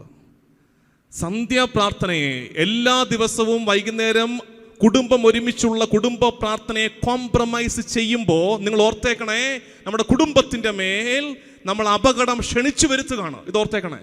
ഇത് വളരെ ഗൗരവത്തോടെ തന്നെ ഞാൻ പറയാം. കാരണം എനിക്ക് നല്ല ഉറപ്പുണ്ട്, എനിക്കും ഇവിടെ ഇരിക്കുന്ന മുതിർതലമുറയ്ക്കും വിശ്വാസം കിട്ടിയത് നിങ്ങൾ ഏതെങ്കിലും ധ്യാന കേന്ദ്രത്തിൽ പോയി ധ്യാനിച്ചിട്ടാണോ വിശ്വാസം കിട്ടിയത്? ഏതെങ്കിലും ഒരു അച്ഛനോ കന്യാസ്ത്രീയോ പഠിപ്പിച്ച വേദപാഠ പാഠങ്ങളിൽ നിന്നാണ് നിങ്ങളുടെ വിശ്വാസം കിട്ടിയത്? അല്ലെന്നേ. നിങ്ങളുടെ അമ്മയോ വല്യമ്മച്ചയോ അവരുടെ മടിയിൽ നിങ്ങളെ എടുത്തിരുത്തി തിരുഹൃദയ രൂപത്തിന്റെ മുമ്പിലേക്ക് നോക്കി ടമ്പാട്ടി ഈശോ മിശിഹ എന്നൊക്കെ പറഞ്ഞ് നിങ്ങളുടെ നെറ്റിയിൽ വരച്ചിട്ട വിശുദ്ധ കുരിശിന്റെ അടയാളത്താലെ എന്ന ആദ്യ പാഠത്തിൽ ആരംഭിച്ചതാണ് നമ്മുടെയൊക്കെ വിശ്വാസം. ഇന്നില്ലാതായി പോകുന്നത് കുടുംബങ്ങളിലുള്ള ഈ വിശ്വാസ പരിശീലനമാണ്. കുഞ്ഞുങ്ങളെ പ്രാർത്ഥനയ്ക്ക് പിടിച്ചിരുത്താനോ അവർക്ക് പറഞ്ഞു കൊടുക്കാനോ നമുക്ക് നേരമില്ലാതാകുന്നു. പ്രാർത്ഥനയുടെ വിശ്വാസ പരിശീലനത്തിന്റെ ഹോൾസെയിൽ ഡീലേഴ്സായിട്ട് നമ്മൾ ദേവാലയങ്ങളെയും വൈദികരെയും മാറ്റിയിരിക്കുന്നു. കുഞ്ഞുങ്ങളെ പറഞ്ഞു വിട്ടിരിക്കുകയാണ്, അച്ഛന്മാർ പഠിപ്പിച്ചോണം പിള്ളേരെ. നടക്കത്തില്ലത്. വീട്ടകത്ത് പഠിക്കാത്തൊരു വിശ്വാസത്തിന്റെ പാഠം കുഞ്ഞെങ്ങനെയാണ് പള്ളിയിൽ പഠിക്കുന്നത്? കുടുംബ പ്രാർത്ഥനയെ കോംപ്രമൈസ് ചെയ്യരുത് പ്രിയമുള്ളവരെ. കുടുംബ പ്രാർത്ഥന, എനിക്കറിയാം നിങ്ങൾക്ക് തിരക്കുണ്ട്. അപ്പം നിങ്ങൾ പറയാച്ചോ, അച്ഛൻ ചെറുപ്പമായിട്ടാണ്, ബാംഗ്ലൂരൊക്കെ ജീവിത സാഹചര്യം ഒരുപാട് വ്യത്യാസമുണ്ട്, നാട്ടിലെ കണക്കൊന്നുമല്ല ഇവിടെ. ഇഷ്ടം പോലെ പണിയുണ്ട് ഞങ്ങൾക്ക്. We are too busy. എല്ലാ ദിവസവും വൈകുന്നേരം അരമണിക്കൂർ അപ്പനും അമ്മയ്ക്കും മക്കൾക്കും കൂടെ ഒരുമിച്ച് പ്രാർത്ഥിക്കാൻ കഴിയാത്ത വിധം തിരക്ക് നിനക്കുണ്ടെങ്കിൽ ആ തിരക്ക് നിന്റെ നല്ലതിനുള്ള തിരക്കല്ല. എല്ലാ ദിവസവും അരമണിക്കൂർ കുടുംബം ഒരുമിച്ചിരുന്ന് പ്രാർത്ഥിക്കാൻ കഴിയാത്ത വിധം തിരക്ക് നിനക്കുണ്ടെങ്കിൽ ആ തിരക്ക് നിന്റെ നല്ലതിനുള്ള തിരക്കല്ല. അത് മാത്രമല്ല, അടുത്തതും കൂടെ ഓർത്തേക്ക്. അത്തരമൊരു തിരക്ക് നിനക്കുണ്ടെങ്കിൽ അരമണിക്കൂർ ദൈവസന്നിധിയിൽ കുടുംബത്തിൽ പ്രാർത്ഥിക്കാൻ കഴിയാത്ത വിധം തിരക്ക് നിനക്കുണ്ടെങ്കിൽ ആ തിരക്ക് ദൈവം ആഗ്രഹിക്കുന്ന തിരക്കല്ല. അത് ഓർത്തേക്ക്. ദൈവം ആഗ്രഹിക്കുന്നില്ല നിനക്ക് അത്രയും തിരക്കുണ്ടാകണമെന്ന്. എത്രയും തിരക്ക്? കർത്താവിൻ്റെ സന്നിധിയിലെ അന്ന് വൈകുന്നേരം ഒരുമിച്ച് അല്പനേരം ഇരുന്ന് പ്രാർത്ഥിക്കാൻ കഴിയാത്ത വിധം തിരക്ക് നിന്റെ ജീവിതത്തിൽ ഉണ്ടാകണമെന്ന് ദൈവം ആഗ്രഹിക്കുന്നുണ്ടോ? ഇല്ല. ദൈവം ആഗ്രഹിക്കാത്ത തിരക്കിലേക്ക് നീ ചാടിക്കൊടുക്കരുത്. നമ്മൾ ആദ്യം പറഞ്ഞില്ലേ, നിന്റെ തിരക്ക് കൂടുമ്പോൾ നിന്നെ വേട്ടയാടുന്നവനും അതേ വേഗത്തിൽ നിന്റെ പുറകെയുണ്ട്. ഇതാണ് സംഭവം. പ്ലീസ്, ഞാൻ പറഞ്ഞില്ലേ, നിങ്ങൾ ഈ എക്സ്ട്രാ ഭക്താഭ്യാസങ്ങളുടെ പുറകെ പോകാതെ ഇന്നത്തെ ട്രെൻഡ് ഈ വളരെ പെരിഫറലായ എക്സ്ട്രാ ഭക്താഭ്യാസങ്ങളുടെ പുറകെ പോവുക. ഞാൻ പറയുന്നത്, നിങ്ങൾ രാത്രി 3 മണിക്ക് എണീറ്റ് പ്രാർത്ഥിച്ചില്ലെങ്കിലും കുഴപ്പമില്ലെന്നേ. പ്ലീസ്, വൈകുന്നേരം ഒരു 7 മണിക്ക് എല്ലാവരും ഒരുമിച്ചിരുന്ന് പ്രാർത്ഥിക്കാം. ഇപ്പം രാത്രി 3 മണിക്ക് എഴുന്നേറ്റിരുന്ന് പ്രാർത്ഥിക്കാനാണ് ഇപ്പം ട്രെൻഡ്. നീ ഒരാളിരുന്ന് പ്രാർത്ഥിക്കുന്നതല്ല, നിന്റെ കുടുംബം ഒരുമിച്ചിരുന്ന് പ്രാർത്ഥിക്കുന്നത്. നമുക്ക് കുരുക്കഴിക്കുന്ന മാതാവൊക്കെ മതി. അതായത് വളരെ ലോജിക്കലായ, വളരെ സെൻസിബിളായ ഒരു കാത്തലിക് ഫെയ്ത്തിനെ നമ്മൾ നിസ്സാരമാക്കി കളയാതെ, ചുമ്മാ തട്ടിപ്പ് കാണിച്ച് നിസ്സാരമാക്കി കളയാതെ നടക്കുന്നുണ്ട് നമുക്കിടയിൽ. ഈ വാട്സാപ്പിൽ കൂടെ ഒക്കെ പ്രചരിക്കുന്ന മെസ്സേജുകളൊക്കെ ചിലതൊക്കെ നമുക്ക് അയച്ചിട്ട് ഇത് 10 പേർക്ക് അയച്ചില്ലെങ്കിൽ മൊബൈൽ പൊട്ടിത്തെറിച്ചു പോകും, നിനക്കൊരു അനർത്ഥം സംഭവിക്കും. നമ്മുടെ കർത്താവ് തമ്പുരാൻ അവിടെ നോക്കിയിരിക്കുകയാണോ നീ ഇത് എത്ര പേർക്ക് അയക്കുന്നുണ്ടെന്ന്? അത്രയും പൊട്ടനാക്കാതെ ദൈവത്തെ. ഏത് നിലവാരത്തിലേക്ക് നമ്മുടെ വിശ്വാസം താന്നു പോകുന്നത്? നമ്മുടെ പൂർവികർ നല്ല വെടിപ്പായിട്ട് ജീവിച്ചൊരു വിശ്വാസ പാരമ്പര്യമുണ്ടെന്നേ, ഈ തട്ടിപ്പൊന്നും ഇല്ലാതെ. അവർ നോമ്പെടുത്തും പ്രാർത്ഥിച്ചും ഉപവാസമെടുത്തും വൈകുന്നേരം അല്പം നേരം ഒരുമിച്ചിരുന്ന് സന്ധ്യാപ്രാർത്ഥന ചൊല്ലിയും ഞായറാഴ്ചകളിൽ കുർബാനയ്ക്ക് പോയും ഒക്കെ പാലിച്ചു കൊണ്ടുവന്നൊരു വിശ്വാസ പൈതൃകമുണ്ട്. അതിനെയാണ് ഇങ്ങനെ കെടുത്തിക്കളയുന്നത് നമ്മൾ. സന്ധ്യാപ്രാർത്ഥനയെ തിരിച്ചു പിടിച്ചോണം. എല്ലാ ദിവസവും വൈകുന്നേരങ്ങളിൽ അല്പം നേരം എൻ്റെ വീട്ടിലെ രീതി, അത് ഇനിയിപ്പോൾ പറഞ്ഞ കാര്യം എല്ലായിടത്തും നടക്കുന്നില്ല. പക്ഷേ എൻ്റെ ചെറിയ കുടുംബമാണ്. എന്ന് വെച്ചാൽ ഞാൻ ഒറ്റമാനാണ്. അപ്പനും അമ്മയും ഞാനും എനിക്കൊരു ഇളയ പെങ്ങളുമേ ഉണ്ടായിരുന്നുള്ളൂ. ഗ്രൂപ്പുകളിലൂടെ കൊന്ത ചെല്ലുന്നതൊന്നും ഇതിന് സബ്സ്റ്റിറ്റ്യൂഷനല്ല. ഇത് ചെയ്തോ? ഞാൻ പറയുന്നത് നിങ്ങൾ അങ്ങനത്തെ കാര്യങ്ങളൊക്കെ ഉണ്ടെന്നല്ലേ? നന്നായി. ഇങ്ങനെ എനിക്ക് ഭയങ്കര ഇഷ്ടമാണ് ഇങ്ങനത്തെ ഇൻട്രാക്ഷൻ. ശരിയാണ്. ഞാൻ പറയും, ഇതെന്നെ ഓർപ്പിക്കണം. ഇതിന് ഗൗരവമുള്ള വിഷയം. അല്ലെങ്കിൽ ഇപ്പം തന്നെ പറഞ്ഞേക്കണം. തിരിച്ച് സന്ധ്യാപ്രാർത്ഥനയ്ക്ക് എത്തിച്ചാൽ മതി ആരെങ്കിലും. ഇവിടെ നിന്നാണ് പോയതെന്ന് ഓർപ്പിച്ചേക്കണം. ചിലപ്പോൾ ഞാൻ പോയത് ഇവിടെ നിന്നാണ് മറന്നു പോകും. ഒരു കാര്യം ഇപ്പം പറഞ്ഞത് കൊണ്ടാണ്, നമ്മുടെ അലസതയ്ക്ക് ആത്മീയതയുടെ പരിവേഷം ചാർത്തി കൊടുക്കരുത്. ഇന്നത്തെ കാലത്ത് പറ്റിക്കുന്നൊരു അപകടമാണത്. നമ്മുടെ അലസതയ്ക്ക് ആത്മീയതയുടെ പരിവേഷം. അതായത് ഞങ്ങൾ ഈ ധ്യാനഗുരുക്കന്മാരൊക്കെ കാര്യമായിട്ട് പ്രാർത്ഥിക്കണം എന്ന് പറയുമ്പോൾ നിങ്ങൾ അതിൻ്റെ അങ്ങേയറ്റത്തോട്ട് പോകരുത്. ഒരുപാട് കിഴക്കോട്ട് പോയ പടിഞ്ഞാറെത്തും. അങ്ങനത്തെ അപകടമുണ്ട്. ഒരുപാട് കിഴക്കോട്ട് പോയ പടിഞ്ഞാറെത്തും. എന്ന് വെച്ചാൽ പ്രാർത്ഥന പ്രാർത്ഥന പ്രാർത്ഥന പ്രാർത്ഥന പ്രാർത്ഥന അതിന് സന്യാസികളുണ്ട്. മുഴുവൻ സമയം പ്രാർത്ഥിക്കാൻ, അത് സന്യാസ ജീവിതമാണത്. മുഴുവൻ സമയം ദൈവവിചാരത്തോടെ, ദൈവവിചാരമല്ല, പ്രാർത്ഥനാ ജീവിതം. നീ പെണ്ണ് കെട്ടിയവനാണ്, നിനക്കൊരു കെട്ടിയവനുണ്ട്, ഒരു പിള്ളേരുണ്ട്. നിന്റെ ജീവിതത്തിന്റെ ഉത്തരവാദിത്വങ്ങളിൽ നിന്ന് ഒളിച്ചോടാനുള്ള മാർഗമായിട്ട് ആത്മീയതയെ മാറ്റരുത്. അത് ദൈവം ആഗ്രഹിക്കുന്നില്ല. സെൻസിബിൾ ആകുന്നേ കുറെ കൂടെ. വൈകൃതങ്ങളിൽ നിന്ന് മാറി നടക്കുക. നിന്റെ കുഞ്ഞുങ്ങൾക്ക് സമയത്ത് ഭക്ഷണം ഉണ്ടാക്കി കൊടുക്കാതെ, നിന്റെ ഭർത്താവിന് വേണ്ട കാര്യങ്ങൾ ചെയ്യാതെ, നിന്റെ ഭാര്യയ്ക്ക് വേണ്ട കരുതൽ കൊടുക്കാതെ, നിന്റെ മാതാപിതാക്കൾക്ക് വേണ്ടത് കൊടുക്കാതെ നീ പ്രാർത്ഥനയെന്ന് പറഞ്ഞിറങ്ങി നടക്കരുത്. നിന്റെ ഇപ്പോഴത്തെ ജീവിത ശൈലിയിൽ. അല്ലെങ്കിൽ എന്ത് ചെയ്യണം? വീടും നാടും ദേശവും ഒക്കെ ഉപേക്ഷിച്ച് സന്യസിക്കാൻ പോകണം. ഏതായാലും പെണ്ണ് കെട്ടിപ്പോയില്ലേ, അപ്പം ആ ഉത്തരവാദിത്വം ചെയ്യേ. അങ്ങനെ വരുമ്പോൾ വെച്ചാൽ ഈ ആത്മീയത ഒരു ഒളിച്ചോട്ടമാകുകയാണ്. അലസതയ്ക്ക് എനിക്കറിയാവുന്നേ ചില കേസുകൾ ഞാൻ അഡ്രസ്സ് ചെയ്യുന്നുണ്ട്. എന്ന് വെച്ചാൽ നല്ല കുടുംബം, നല്ല പാരമ്പര്യമുള്ള കുടുംബം. പക്ഷേ ആ കുടുംബത്തിൽ ഇങ്ങോട്ട് വന്നിട്ട് ഇപ്പോഴത്തെ കണ്ണി എത്തിയപ്പോഴേക്കും, ഞാൻ പറയുന്ന ഒരു ഉദാഹരണം കറക്റ്റ് ഉദാഹരണമാണ്, അതുകൊണ്ട് ഞാൻ അധികം വെളിപ്പെടുത്തില്ല പേരും കാര്യങ്ങളൊക്കെ. കച്ചവടക്കാരാണ് കുടുംബക്കാർ, ഭയങ്കര വലിയ കച്ചവടക്കാർ. ഇപ്പോഴത്തെ കൊച്ചനെത്തിയപ്പം അവന് ഫുൾ ടൈം പ്രാർത്ഥനയുള്ളൂ. അവന് കച്ചവടം നോക്കണ്ട. അധ്വാനിക്കാൻ മടിയുണ്ടെങ്കിൽ അത് പറയണം, പണിയെടുക്കാൻ മടിയുണ്ടെങ്കിൽ അത് പറയണം. അല്ലാതെ അതിന് ആത്മീയത എന്ന് പേര് വിളിക്കരുത്. മനസ്സിലാകുന്നുണ്ടോ? ഇത് വളരെ വളരെ നേരിയ വ്യത്യാസമേ ഉള്ളൂ. അപകടം പിടിച്ചൊരു ഇടവഴിയാണ് നമ്മൾ ഈ പറയുന്നത്. നിങ്ങൾ ജാഗ്രതയോടെ ഇരിക്കണേ. നമുക്ക് പറ്റിയിട്ടുണ്ട് അങ്ങനെ അപകടം. അതായത് ഈ ഭൂമിയിലെ ജീവിതമൊക്കെ മായയാണ്. ഇവിടെ ഇതൊന്നും ഇല്ല. എൻ്റെ ആത്മാവാണ് പ്രധാനപ്പെട്ടത്. അതുകൊണ്ട് ഞാൻ എൻ്റെ ആത്മാവിന് വേണ്ട കാര്യങ്ങൾ, ഈ ശരീരം നൽകിയത് കർത്താവ് തമ്പുരാനാണ്, നിന്നെ ഉത്തരവാദിത്വം ഏൽപ്പിച്ചിരുന്ന കർത്താവ് തമ്പുരാനാണ്. ഇതാ പറഞ്ഞ അത്തരം കാര്യങ്ങളിലൊക്കെ നമുക്ക് ഇതിനു മുമ്പ് ഇതൊക്കെ വൃത്തിയായിട്ട് ജീവിച്ചൊരു സമൂഹം ഉണ്ടെന്നേ. സാമൂഹിക കാര്യങ്ങൾ നന്നായിട്ട് ഇടപെട്ട് അധ്വാനിച്ച് വേലയെടുത്ത് വിയർപ്പൊഴുക്കി കുടുംബം പോറ്റി ദൈവത്തെ വിളിച്ച് ദൈവാനുഗ്രഹം സ്വീകരിച്ച് ഇവിടെ ജീവിച്ചൊരു തലമുറ ഉണ്ടായിരുന്നു. ഇപ്പം നമുക്ക് എക്സ്ട്രീംസേ പറ്റൂ, ഇടയ്ക്ക് പറ്റാൻ പറ്റത്തില്ല. Virtue always stands in the middle. ഇത് ഓർത്തേക്കണം, രണ്ടറ്റത്തേക്ക് പോകരുത്. എക്സ്ട്രീംസ് അപകടമാണ്. രണ്ടും പാലിച്ചു പോകണം. നമ്മൾ എവിടുന്നാണ് പോയത്? കുടുംബ പ്രാർത്ഥന എന്നാണ് പറയുന്നത്. കുടുംബ പ്രാർത്ഥനയുടെ എവിടുന്നാണ് പോയത്? കുടുംബ പ്രാർത്ഥനയുടെ എവിടുന്നാണ് പോയത്? ഒരുമിച്ചിരിക്കണം. പ്രിയമുള്ളവരെ, ഞാനിത് അല്പം കൂടെ ഫാമിലിയായിട്ട് ബന്ധപ്പെട്ട് പറഞ്ഞു പോകുമ്പോൾ ഉണ്ടല്ലോ, ഒരുമിച്ചിരിക്കണം എല്ലാ ദിവസവും അല്പം നേരം. ഞാൻ പറഞ്ഞതാണ്, എൻ്റെ വീട്ടിൽ ഞങ്ങൾ ചെറിയ കുടുംബം എന്ന് പറഞ്ഞു തുടങ്ങി. അപ്പം ഞങ്ങൾ ചെറുപ്പത്തിൽ, ഞാൻ 10 ക്ലാസ് വരെയല്ലേ വീട്ടിൽ ജീവിച്ചുള്ളൂ, പിന്നെ സെമിനാരിൽ പോയില്ല. പക്ഷേ 10ാം ക്ലാസ് വരെയുള്ള ഒരു നല്ല ഓർമ്മ പറയാം. ഞങ്ങളുടെ വീട്ടിൽ ഒരു കുരിശുവര പായ ഉണ്ടായിരുന്നു. ഇപ്പോഴും ഉണ്ട് ആ പായ. ആ പായയ്ക്ക് 10-30 വയസ്സുണ്ട്. ആ പായയ്ക്ക് പഴയ പായ. അപ്പോൾ ഈ പായ കുരിശ് വരയ്ക്കാൻ വേണ്ടി മാത്രമേ എടുക്കത്തുള്ളൂ. അപ്പോൾ കുരിശ് വരയ്ക്കാമെന്ന് പറഞ്ഞ് ചാച്ചനോ മമ്മിയോ വിളിക്കുമ്പോൾ ഉടനെ ഈ പായ എടുത്ത് വിരിക്കും. രൂപത്തിൻ്റെ താഴെ പായ എടുത്ത് വിരിച്ചിട്ട് എല്ലാവരും കൂടെ ആ പായലിരിക്കും. പായലിരുന്നിട്ട് പിന്നെ ഉടനെ കുരിശ് വരയല്ല, പിന്നെ കുറച്ച് നേരം സംസാരമാണ്. ഞാൻ സ്കൂളിൽ പോയതിൻ്റെ വിശേഷം, അവിടെ സംഭവിച്ച കാര്യങ്ങൾ, പെങ്ങൾ അവളുടെ വിശേഷം, അപ്പൻ്റെ കാര്യം, അമ്മയുടെ കാര്യം, ഇതൊക്കെ പറയുകയാണ്. ഇതൊക്കെ പറഞ്ഞപ്പോൾ എന്താ, അപ്പൻ്റെ ജീവിതം മക്കളുടെ മുമ്പിൽ തുറന്നു വെച്ചു, അമ്മയുടെ സങ്കടം മക്കളുടെ മുമ്പിൽ തുറന്നു വെച്ചു, കുട്ടികളുടെ ആകുലതകൾ അപ്പൻ്റെ അമ്മയുടെ മുമ്പിൽ തുറന്നു വെച്ചു. ഇത് കഴിഞ്ഞിട്ട് കുരിശ് വരയ്ക്കുമ്പോൾ എന്താ മെച്ചം? അമ്മയ്ക്ക് പ്രാർത്ഥിക്കാൻ വിഷയങ്ങളുണ്ട്, അപ്പന് പ്രാർത്ഥിക്കാൻ വിഷയങ്ങളുണ്ട്. ചുമ്മാ നന്മറും ചൊല്ലിക്കൊണ്ടിരിക്കുകയല്ല, മക്കൾക്ക് പ്രാർത്ഥിക്കാൻ വിഷയങ്ങളുണ്ട്. മക്കളെയൊക്കെ കേൾക്കണം കേട്ടോ. മക്കളെ കേൾക്കാൻ ഉപദേശം മാത്രം കൊടുത്തുകൊണ്ടിരിക്കരുതേ, ലിസണർ ആകണേ, കേൾക്കണേ. എൻ്റെ ഒരു അനുഭവം പറയാം. സെമിനാരി പഠിക്കുന്ന കാലത്താണ്. അന്ന് ഞാനിങ്ങനെ ക്ലാസ് എടുത്തും ധ്യാനിപ്പിച്ചും ഒക്കെ തുടങ്ങിയ കാലം.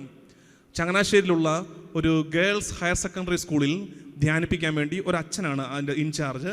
അച്ഛൻ്റെ കൂടെ എന്നെയും കൂടെ വിളിച്ചു, നമുക്ക് ഒരുമിച്ച് പോയി ധ്യാനിപ്പിക്കാം, നമുക്ക് അങ്ങോട്ടും ഇങ്ങോട്ടും 2 ഹോള് ഷെയർ ചെയ്ത് ധ്യാനിപ്പിക്കാം എന്നൊക്കെ പറഞ്ഞ് എന്നെ വിളിച്ചുകൊണ്ട് പോയി. ഞാൻ പോയി ചെന്ന് ധ്യാനമൊക്കെ നടത്തി. ഫസ്റ്റ് ഡേ ലഞ്ച് ടൈമായി. ഒരു കന്യാസ്ത്രീ അമ്മമാർ നടത്തുന്ന സ്കൂളായിരുന്നു. അപ്പോൾ പ്രിൻസിപ്പാൾ അമ്മ എന്നോട് വന്ന് പറഞ്ഞു, ഞാൻ ബ്രദറെ കൗൺസിലിംഗ് നടത്തണം എന്ന് പറഞ്ഞു. ഞാൻ പറഞ്ഞു, എൻ്റെ പൊന്നമ്മ എനിക്കത് അറിയത്തില്ല, കൗൺസിലിംഗ് എനിക്കറിയത്തില്ല. അപ്പോൾ സിസ്റ്റർ പറഞ്ഞു, അതിന് മാത്രം വലിയ പാടൊന്നുമില്ല ബ്രദറെ, കുഞ്ഞുങ്ങൾ വന്നിരിക്കും, അവരുടെ സങ്കടം പറയും, അത് കേട്ടിട്ട് വല്ല ഉപദേശവും കൊടുക്കണം, കഴിഞ്ഞു, കൗൺസിലിംഗ് കഴിഞ്ഞു. അപ്പോൾ ഞാൻ ഇത്ര എളുപ്പമായിരുന്നു കൗൺസിലിംഗ്, എന്നാ ഒന്ന് ട്രൈ ചെയ്ത് നോക്കാം എന്ന് പറഞ്ഞിട്ട് ഞാൻ എൻ്റെ ജീവിതത്തിലെ ആദ്യത്തെ കൗൺസിലിംഗ് നടത്താൻ വേണ്ടി ക്ലാസ് റൂമിൽ ഒരു കസേരയിട്ടിരുന്ന് മുമ്പിലൊരു മേശയിട്ട് ഓപ്പോസിറ്റ് ഒരു കസേരയിട്ട് കാത്തിരിക്കുകയാണ്. ആദ്യം വന്ന കൊച്ച് അവിടെ നിന്ന് ഇങ്ങോട്ട് ആ സ്റ്റെപ്പിൻ്റെ അവിടെ നിന്ന് ഒരു ചുവട് വെച്ച് എന്നെ നോക്കിയിട്ട് താല്പര്യമില്ലാത്ത മട്ടിൽ ഇറങ്ങിപ്പോയി. നിങ്ങൾ ഓർക്കണം, ആദ്യത്തെ കൗൺസിലിങ്ങിന് വേണ്ടി കാത്തിരിക്കുന്ന എനിക്ക് എന്തൊരു അപമാനമായിരുന്നു എന്ന്. ഞാൻ പോയി കന്യാസ്ത്രീയോട് ചോദിച്ചു, എന്താ ആ കൊച്ച് വരാഞ്ഞത്? ആ കൊച്ചിന് ബ്രദറിനെ കണ്ട് ഇഷ്ടപ്പെട്ടില്ല, അതുകൊണ്ട് ഇറങ്ങിപ്പോയത്. എന്തൊരു കഷ്ടമെന്ന് നോക്കണം, എന്നെ കണ്ട് ഇഷ്ടപ്പെട്ടില്ലെന്ന് പറഞ്ഞുകൊണ്ട് കൗൺസിലിംഗ് നടത്താതെ ഇറങ്ങിപ്പോയി. പിന്നെ എനിക്ക് ഒറ്റ പ്രാർത്ഥനയുള്ളൂ, കർത്താവേ ആരെങ്കിലും വരണേ, ഈ കൗൺസിലിംഗ് എന്താണെന്ന് അറിയാനുള്ള ആകാംക്ഷ കൊണ്ടാണ്, ആരെങ്കിലും വരണേ. രണ്ടാമത്തെ വന്ന കൊച്ച് ഏതായാലും അത് ഇറങ്ങിപ്പോയില്ല, അത് വന്ന് എൻ്റെ മുമ്പിൽ വന്നിരുന്നു. +2 പഠിക്കുന്നൊരു പാവം പെൺകൊച്ച്. ഞാൻ പറഞ്ഞു, മോളെ എന്താ പറയാനുള്ളത്? ഈ കൊച്ചുണ്ടല്ലോ അങ്ങോട്ട് പറയാൻ തുടങ്ങി. ഈ കൊച്ചങ്ങോട്ട് പറയാൻ തുടങ്ങി അവളുടെ സങ്കടം. 17 വയസ്സ് പ്രായമുള്ളൊരു പെൺകൊച്ച് അവളുടെ ജീവിതത്തിൽ സംഭവിച്ചു പോയ സങ്കടങ്ങളെ, അവൾക്ക് വന്നു പോയ പിഴവുകൾ, അവളുടെ മേൽ അടിച്ചേൽപ്പിക്കപ്പെട്ട നൊമ്പരങ്ങൾ ഒക്കെ എൻ്റെ മുമ്പിൽ അങ്ങ് ഭാണ്ഡക്കെട്ടഴിച്ചു വെക്കുന്നത് പോലെ അങ്ങോട്ട് തുറന്നു വെച്ചിട്ട് ഈ കൊച്ചിരുന്ന് കരയാൻ തുടങ്ങി. ഈ കൊച്ചങ്ങ് സങ്കടപ്പെട്ട് കരയാൻ തുടങ്ങി. ഈ കൊച്ചിൻ്റെ കരച്ചിൽ കണ്ട് എനിക്ക് സഹിക്കാൻ വയ്യാതെ ഞാനും കരയാൻ തുടങ്ങി. ഞങ്ങൾ 2 പേരും കൂടി ഇരുന്ന് കരയുകയാണ്. കരച്ചിൽ കുറച്ച് കഴിഞ്ഞു. അപ്പോൾ ഈ കൊച്ചിന് മനസ്സിലായി കൊച്ചിൻ്റെ കൺമഷിയൊക്കെ ഇളകി വരുന്നുണ്ട്, അതൊക്കെ ഒലിച്ചു പോകുന്നത് മനസ്സിലായി. പെൺകൊച്ചുങ്ങൾക്ക് അങ്ങനെ ഒരു കൺമഷി ഇളകിപ്പോയാൽ കരച്ചിൽ നിൽക്കും. അപ്പോൾ ഈ കൊച്ച് വളരെ വിദഗ്ധമായിട്ട് 2 ഏങ്ങലൊക്കെ അടിച്ച് ടവല് കൊണ്ട് ഈ കൺമഷിയൊക്കെ ഒപ്പി അതിൻ്റെ കരച്ചിലതങ്ങ് സപ്രസ് ചെയ്തു. എനിക്ക് ഒഴുകിപ്പോകാൻ കൺമഷിയില്ലല്ലോ. ഞാൻ എൻ്റെ കരച്ചിൽ കണ്ടിന്യൂ ചെയ്തുകൊണ്ടിരിക്കുകയാണ്. ഞാൻ അപ്പോഴും കരഞ്ഞുകൊണ്ടിരിക്കുകയാണ്. ഈ കൊച്ച് കരച്ചിലൊക്കെ നിർത്തിയിട്ട് നോക്കുമ്പോൾ കാണുന്നത് ഞാനിവിടെ നിർത്താതെ കരഞ്ഞുകൊണ്ടിരിക്കുകയാണ്. അടുത്ത രംഗമാണ് ഏറ്റവും ഭയാനകം. ഈ കുഞ്ഞ് അവിടുന്ന് എഴുന്നേറ്റ് വന്ന് എൻ്റെ അടുത്ത് വന്നിട്ട് എൻ്റെ തോളത്ത് തട്ടിയിട്ട് പറയുകയാണ്, പോട്ട ബ്രദറെ, സാരമില്ല, എല്ലാം ശരിയാകും ബ്രദറെ, വിഷമിക്കാതെ. ഇതും പറഞ്ഞിട്ട് ആ കൊച്ചങ്ങ് ഇറങ്ങിപ്പോയി. ഞാൻ ഇറങ്ങിപ്പോയി കന്യാസ്ത്രീയോട് പറഞ്ഞു, ഈ പരിപാടിക്ക് ഞാൻ ഇല്ല, നിർത്തി, കൗൺസിലിങ്ങിന് പരിപാടിക്ക് ഞാൻ ഇരിക്കുന്നില്ല എന്നൊക്കെ പറഞ്ഞ് ഞാൻ ഇറങ്ങിപ്പോയി. അന്ന് ഉച്ച കഴിഞ്ഞ് എനിക്ക് ആ കൊച്ചിൻ്റെ ഹോളിൽ ടോക്കില്ല, അവളിരിക്കുന്ന ഹോളിൽ ടോക്കില്ല. പിറ്റേ ദിവസം രാവിലെ എനിക്ക് അവിടെ ചെല്ലണം. എനിക്ക് പയ്യ അവിടെ പോയി പ്രസംഗിക്കാൻ വേണ്ടിയിട്ട്. ഞാൻ അവിടെ ഗാന ശുശ്രൂഷയൊക്കെ നടത്തുന്നു, വരാന്തേ കൂടെ നടന്നു ചേരുന്നു. ഞാൻ നോക്കുന്നത് ഈ കൊച്ചെവിടെ ഇരിക്കുന്നത്, ഇതിനെ ഫേസ് ചെയ്യാൻ വയ്യ എനിക്ക്. ഞാൻ നോക്കിയപ്പോൾ കാണുന്നത് മുൻനിരയിൽ വന്ന് കൈയടിച്ച് ഭയങ്കരം ചിരിച്ചു കളിച്ച് പാട്ടുപാടുന്ന പെങ്കൊച്ചിനെയാണ് ഞാൻ കണ്ടത്. ഞാനിതിനെ രഹസ്യമായിട്ട് പുറത്തേക്ക് വിളിപ്പിച്ചിട്ട് ചോദിച്ചു, മോളെ ഇന്നലെ കണ്ട നീ അല്ലല്ലോ ഇത്, എന്താ നിനക്ക് പറ്റിയത്? എവിടുന്ന ഇത്രയും ചിരി, ഇത്രയും സന്തോഷം എവിടുന്നാണ്? ഇന്നലത്തെ കൗൺസിലിങ്ങിനെ കുറിച്ച് ഒന്നും പറയരുത്, അതിനെക്കുറിച്ച് ഓർമ്മിപ്പിക്കരുത്, അതല്ലാതെ വേറെ വല്ല കാരണം ഉണ്ടായോ എന്ന് ചോദിച്ചു. അപ്പോൾ ഈ കൊച്ചു പറയുകയാണ്, അച്ചോ ബ്രദറെ, ഇന്നലത്തെ കൗൺസിലിംഗ് തന്നെയാണ് കാര്യം. കാരണം എന്നെ ഒന്നും ഉപദേശിച്ച് കാണത്തില്ല, പക്ഷേ ആദ്യമായിട്ടാണ് എനിക്ക് പറയാനുള്ളത് മുഴുവൻ ഒരാളിരുന്ന് കേട്ടു തരുന്നത്.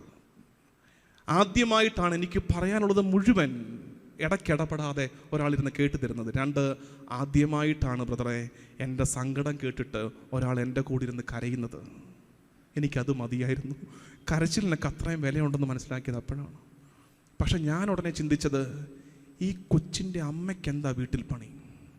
ഞാൻ ചിന്തിച്ചതാണ്, ഈ കുഞ്ഞിൻ്റെ അമ്മയ്ക്ക് വീട്ടിലെന്താ പണി? അതായത് ഈ കുഞ്ഞിൻ്റെ സങ്കടങ്ങൾക്ക് കാതോർക്കാനോ, അവളുടെ കണ്ണീരിനെ ഒന്ന് ചേർത്ത് പിടിക്കാനോ, അവൾക്ക് ചാരി നിൽക്കാൻ ഒരു തോള് കൊടുക്കാനോ സമയമില്ലാത്ത വിധം ഇത് കുഞ്ഞിൻ്റെ അമ്മയ്ക്ക് വീട്ടിലെന്താ പണി? പ്രിയമുള്ള നമ്മുടെയൊക്കെ കുഞ്ഞുങ്ങൾക്ക് നിങ്ങൾ പാരന്റിംഗ് എന്നൊക്കെ പറയുന്നത്, നിങ്ങൾ അവർക്ക് വേണ്ടി അധ്വാനിക്കുന്നുണ്ട്, ഫീസ് അടയ്ക്കുന്നുണ്ട്, ഇഷ്ടം പോലെ കാശ് സ്പെൻഡ് ചെയ്യുന്നുണ്ട്, പോക്കറ്റ് മണി കൊടുക്കുന്നുണ്ട്. പക്ഷേ do you really listen to them? നിങ്ങൾ അവരെ കേൾക്കുന്നുണ്ടോ? അവരുടെ സങ്കടങ്ങൾ കേൾക്കുന്നുണ്ടോ? അവരുടെ അടുത്തിരിക്കുന്നുണ്ടോ?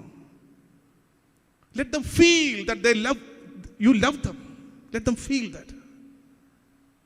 എക്സ്പ്ലെയിൻ ചെയ്യേണ്ടി വരിക എന്നേ മാതാപിതാക്കൾ. കുറച്ച് കഴിയുമ്പോൾ നിനക്ക് വേണ്ടിയാണ് എൻ്റെ പാടുപെടലുകളെല്ലാം, നിനക്ക് വേണ്ടിയിട്ടാണ് ഞാൻ കഷ്ടപ്പെട്ടതൊക്കെ എന്ന് എക്സ്പ്ലെയിൻ ചെയ്യേണ്ട ഗതികേട് വരികയാണ്. അതിൻ്റെ ആവശ്യമില്ല. അവരുടെ കൂടെ ഇരിക്കുക. ഒരു കുറച്ച് കാലേ ഉള്ളൂ കേട്ടോ ഈ കുഞ്ഞുങ്ങളൊക്കെ നമ്മുടെ കൂടെ, നമ്മുടെ ചിറകിൻ്റെ കീഴിൽ കുറച്ച് കാലേ ഉള്ളൂ. ഇത് കഴിഞ്ഞിട്ട് ഇതൊക്കെ ഓരോ വഴിക്ക് പറന്നകന്നു പോകും. ഇവിടെ ഉള്ള കാലം അതുങ്ങളെ വിശ്വാസത്തിൽ വളർത്ത്. ദയവ് ചെയ്ത് നിങ്ങളുടെ കുഞ്ഞുങ്ങളെ ദേവാലയത്തോടും വിശുദ്ധ കാര്യങ്ങളോടും ചേർത്ത് വളർത്തണം. സങ്കീർത്തന വാക്യമുണ്ട്, കുരുവിയും ചങ്ങാലിയും പാർക്കുവാൻ കൂട് കണ്ടെത്തി അവ കുഞ്ഞുങ്ങളെ ബലിപീഠത്തിന്റെ ചാരത്തിട്ട് വളർത്തി എന്നുണ്ട്. കുഞ്ഞുങ്ങളെ ബലിപീഠത്തോട്, ദേവാലയത്തോട് ചേർത്ത് വളർത്ത്. ഞാൻ ഉറപ്പ് തരാം, പ്രായമേറുമ്പോൾ കുറച്ച് കൗതുകങ്ങളുടെ പുറകെയൊക്കെ പോയാലും കുറ്റി നാട്ടിയതുപോലെ ബലിപീഠത്തിന്റെ സമീപത്തേക്ക് അതുങ്ങൾ തിരിച്ചു വരും. ഇറങ്ങോട്ട് പോകില്ല. കാരണം ഒരു വിത്ത് പാകിയിട്ടുണ്ട്. അതുങ്ങളുടെ നല്ല ബാല്യത്തിൽ നിങ്ങൾ ഒരു വിത്ത് പാകിയിട്ടിട്ടുണ്ട്. സിനിമയിൽ പാട്ടില്ലേ, മഴ കൊണ്ട് മാത്രം മുളയ്ക്കുന്ന വിത്തുകൾ ചിലതുണ്ട് മണ്ണിന്റെ മടിയിൽ, മനസ്സിൽ അല്ലേ, മണ്ണിന്റെ മനസ്സിൽ. അതായത് പിന്നീട് അതുങ്ങളുടെ ജീവിതത്തിൽ ഒരു മഴ പെയ്യും, ഒരു പരിഭ്രാന്തിയുടെ സങ്കടത്തിന്റെ മഴ പെയ്യും. ആ കാലത്ത് നിങ്ങൾ ഈ പാകിയിട്ട വിത്ത് മുളച്ചോളും. ടീനേജിലോ യൂത്തിലോ അത് പ്രകടമാകണമെന്നില്ല. ചെറുപ്പകാലത്ത് വിത്ത് പാക, പ്രാർത്ഥനയുടെ വിശ്വാസത്തിന്റെ വിത്ത് പാകിയിട്. നിങ്ങളുടെ ഉത്തരവാദിത്തമാണ്. ഒളിച്ചോടരുത് അതിൽ നിന്ന്. കുഞ്ഞുങ്ങളെ വിശ്വാസ വളർത്തുന്നത് ഒളിച്ചോടരുത്. പ്രാർത്ഥന പഠിപ്പിക്കണം, നോമ്പ് പഠിപ്പിക്കണം, ഉപവാസം പഠിപ്പിക്കണം, വചനം വായിക്കാൻ പഠിപ്പിക്കണം കുഞ്ഞുങ്ങളെ. അതുപോലെ എൻ്റെ മക്കളെ, പ്രിയമുള്ള കുഞ്ഞുങ്ങൾ കുറച്ചുപേര്, യുവജനങ്ങൾ ഇത് കേൾക്കുന്നത് കൊണ്ടാണ്, കുട്ടികളും യുവജനങ്ങളും കുറച്ചുപേര് കേൾക്കുന്നത് കൊണ്ടാണ്, ലവ് യുവർ പേരൻസ്. ഞാൻ ചോദിക്കാറുണ്ട് കുട്ടികളോട്, യൂത്തിനൊക്കെ ക്ലാസ് എടുക്കുമ്പോൾ, how many of you love your parents? ഇവിടെ ഇരിക്കുന്ന കുട്ടികൾ പറയട്ടെ. യൂത്തിനും കുട്ടികൾക്കും അവസരം നൽകുകയാണ്, യൂത്തിനും കുട്ടികൾക്ക് അവസരം തരുകയാണ്. How many of you love your parents? കൈപൊക്കാം, ആഘോഷമായിട്ട് കൈപൊക്കിക്കോ. How many of you love your parents? സത്യസന്ധമായിട്ടുള്ള കാര്യം. അച്ഛാ, കാര്യമൊക്കെ ഉള്ള, ഞങ്ങളൊക്കെ ഞങ്ങളുടെ പേരൻസിനെ സ്നേഹിക്കുന്നവരാണ്. How many of you love your parents? കാണട്ടെ. കൊള്ളാം. ഗുഡ്. കൈതാക്ക. ഞാനൊരു ഈഫ് ക്ലോസ് പറയാം. ഇംഗ്ലീഷിൽ ഈഫ് ക്ലോസ് ഇല്ലേ പറയാം. അതായത്, നമ്മൾ ആരെയെങ്കിലും സ്നേഹിക്കുന്നുവെന്ന് പറഞ്ഞാൽ നമ്മൾ അവരെ പൂർണ്ണമായിട്ടും അനുസരിക്കും. നമ്മൾ ആരെയെങ്കിലും സ്നേഹിക്കുന്നു എന്ന് പറഞ്ഞാൽ നമ്മൾ അവരെ പൂർണ്ണമായിട്ടും അനുസരിക്കും. ഇനി പറ, how many of you really love your parents? കുറേ പള്ളി പെരുന്നാളും വെടിക്കെട്ടുമൊക്കെ അങ്ങ് തീർന്നു. കുറേ പേരുടെ കൈയൊക്കെ അങ്ങ് താന്നിട്ടുണ്ട്. ശരിക്കും പറഞ്ഞാൽ നിങ്ങളുടെ ചിന്തയ്ക്ക് വേണ്ടി ഇട്ട് തരുന്നതാണ്. അതായത്, ഇന്നത്തെ കുഞ്ഞുങ്ങൾക്ക് പേരൻസിനോട് സ്നേഹമുണ്ടെന്ന് ചോദിച്ചാൽ, many of them consider their father as ATM counter. അതല്ലേ സംഭവം? അപ്പൻ വീട്ടിലെ ATM മെഷീനാന്നേ. അപ്പൻ വീട്ടിലെ ATM മെഷീനാണ്. കാര്യം നടക്കേണ്ടപ്പോൾ പോയി കാർഡ് ഇട്ട് പാസ്വേഡ് അടിച്ച് കാശ് എടുത്തുകൊണ്ട് പോകാൻ വീട്ടിലിരിക്കുന്ന സാധനമാണ് അപ്പൻ. അപ്പോൾ ആ നേരത്തെ കുറച്ച് സ്നേഹപ്രകടനമൊക്കെ ഉണ്ട്. അതാണ് ഈ പാസ്വേഡ് അടിക്കലൊക്കെ. ഇനി ചിലപ്പോൾ പാസ്വേഡ് അടിച്ചിട്ട് മെഷീനിൽ നിന്ന് കാശ് വരത്തില്ല. അപ്പോൾ നമ്മൾ 2 അടിയെ കൊടുക്കും മെഷീനിട്ട്. അപ്പോൾ മെഷീൻ കാശ് തരും. ഇത് തന്നെ വീട്ടിൽ ചാട്ടവും ബഹളമൊക്കെ, പട്ടിണി കിടക്കലും നിരാഹാര സമരമൊക്കെ, ഇതൊക്കെയാണ് സീൻ. അമ്മ നല്ല ഒന്നാം തരം ഒരു വേലക്കാരി വീട്ടിൽ. രാവിലെ രാവന്തിയോളം പണിയെടുക്കുന്ന ഒരാൾ. ആദ്യം എണ്ണീക്കും, വീട്ടിൽ ആദ്യം എണ്ണീക്കുന്ന അമ്മയാണ്. എല്ലാം ചെയ്തു വെക്കും അവൾ. എല്ലാം കഴിഞ്ഞ് ഏറ്റവും ഒടുക്കം കിടക്കുന്നതും അവൾ തന്നെയാണ്. എന്നാണ് എൻ്റെ മക്കളെ അമ്മയെ ഓർത്ത് ഒരു ഗ്ലാസ് വെള്ളം നീട്ടിയിട്ടുള്ളത്? അമ്മ ചോദിക്കാതെ. We are too selfish. ഇന്നത്തെ കുഞ്ഞുങ്ങൾക്ക് ദേ ആർ ടു സെൽഫിഷ്. നമ്മുടെ കാര്യം നടക്കണം. അതിനപ്പുറത്ത് അപ്പൻ്റെ നൊമ്പരങ്ങളോ അമ്മയുടെ ഹൃദയവ്യതകളോ ഒന്നും നമ്മുടെ വിഷയങ്ങളല്ല. നമുക്ക് നമ്മുടെ കൗതുകങ്ങളുണ്ട്, നമ്മുടെ അട്രാക്ഷൻസ് ഉണ്ട്. അത് ജീവിച്ചാൽ മതി. വീടിനകത്തുള്ള ഈ സ്നേഹത്തെ തട്ടിത്തെറിപ്പിച്ചിട്ട് വീടിൻ്റെ പുറത്തുള്ള സ്നേഹത്തെ തേടാനാണ് ഈ കാലത്തിൻ്റെ ശൈലി. കുഞ്ഞുങ്ങളും ഇന്ന് ധനഹാകാലത്തിൻ്റെ അവസാനത്തെ വെള്ളിയാഴ്ചയാണ്. ഞാൻ ഒരു ടോക്ക് ചെയ്ത് വിട്ടിട്ടുണ്ടായിരുന്നു. അതായത് ഈ മരിച്ചവരെക്കുറിച്ച്, മരിച്ചവർക്ക് വേണ്ടി പ്രാർത്ഥിക്കേണ്ടതിനെക്കുറിച്ചൊക്കെ. ഇന്ന് മരിച്ചവരുടെ ഓർമ്മ ദിവസമല്ലേ. അപ്പോൾ ഞാൻ ആ കൂട്ടത്തിൽ പറഞ്ഞത് നമ്മുടെ മരണത്തെക്കുറിച്ച് ചിന്തിക്കണം. എപ്പോഴും ഓർമ്മയുണ്ടാവേണ്ട ഒരു കാര്യമാണ്, എപ്പോഴും ഓർമ്മയുണ്ടാവേണ്ട ഒരു കാര്യമാണ് മരണം. അതിനപ്പുറത്തൊരു റിയാലിറ്റി നമുക്കിനി ഫേസ് ചെയ്യാനില്ല. ഏറ്റവും വലിയ റിയാലിറ്റി, മുമ്പിലുള്ള ഏറ്റവും ഉറപ്പുള്ള കാര്യം എന്താ? മരണമാണ്. മരണം ഓർത്ത് ജീവിക്കണം. ആരുടെ മരണം? എൻ്റെ മരണവും എൻ്റെ പ്രിയപ്പെട്ടവരുടെ മരണവും. അത് രണ്ടും ഓർക്കണം. ഭർത്താവിനോട് കലഹിച്ചിരിക്കുന്ന ഭാര്യ ഓർക്കണേ, നാളെ രാവിലെ വീട് വിട്ട് ജോലിക്ക് പോകുന്ന മനുഷ്യൻ നാളെ വൈകിട്ട് തിരിച്ചു വരണമെന്നില്ല. കലഹമാണ്, പിണങ്ങിയിരിക്കുകയാണ്, ബലം പിടിച്ചിരിക്കുകയാണ്. നാളെ വൈകിട്ട് അയാൾ തിരിച്ചു വരുന്നത് 3-4 പേര് കൂടി ചേതനേറ്റൊരു ദേഹം കൈകളിൽ താങ്ങിയായിരിക്കും കൊണ്ടുവരാൻ പോകുന്നത്. ഭാര്യയോട് പിണങ്ങിയിരിക്കുമ്പോൾ ഓർക്കണേ, അടുക്കളയിലൊരുന്ന് കുഴഞ്ഞു വീണാം, ഒരു നെഞ്ചുവേദന, പിന്നെ അവൾ എൻ്റെ വിളികൾക്ക് കാതോർക്കില്ല, തീർന്നു. മക്കൾ ഓർക്കണം, മാതാപിതാക്കളൊക്കെ സ്നാപ്പ് ഓഫ് എ സെക്കൻഡ്, ഒരു ഞൊടിയിടയ്ക്കപ്പുറത്ത് മരണം കാത്തിരിപ്പുണ്ട്. നമുക്ക് ഈ ഭൂമിയിൽ വഴക്കടിക്കാനോ പിണങ്ങാനോ ഒന്നും നേരമില്ല. ഉള്ളത് പറഞ്ഞാൽ സ്നേഹിക്കാൻ മാത്രമേ നേരമുള്ളൂ. അതുകൊണ്ട് സ്നേഹിക്കുക, രമ്യപ്പെട്, ചേർത്ത് പിടിക്കെല്ലാവരെയും. അതിന് കഴിയട്ടെ. Hallelujah, hallelujah.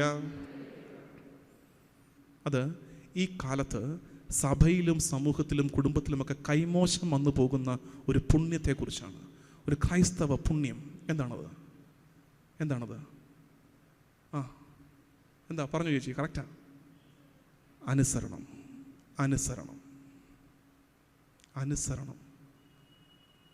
ഞാൻ 5 മിനിറ്റ് കൊണ്ട് പെട്ടെന്ന് സമറൈസ് ചെയ്യാം. ശ്രദ്ധിച്ചിരിക്കണം, നിങ്ങളുടെ ഫുൾ ശ്രദ്ധ എനിക്ക് തരണം.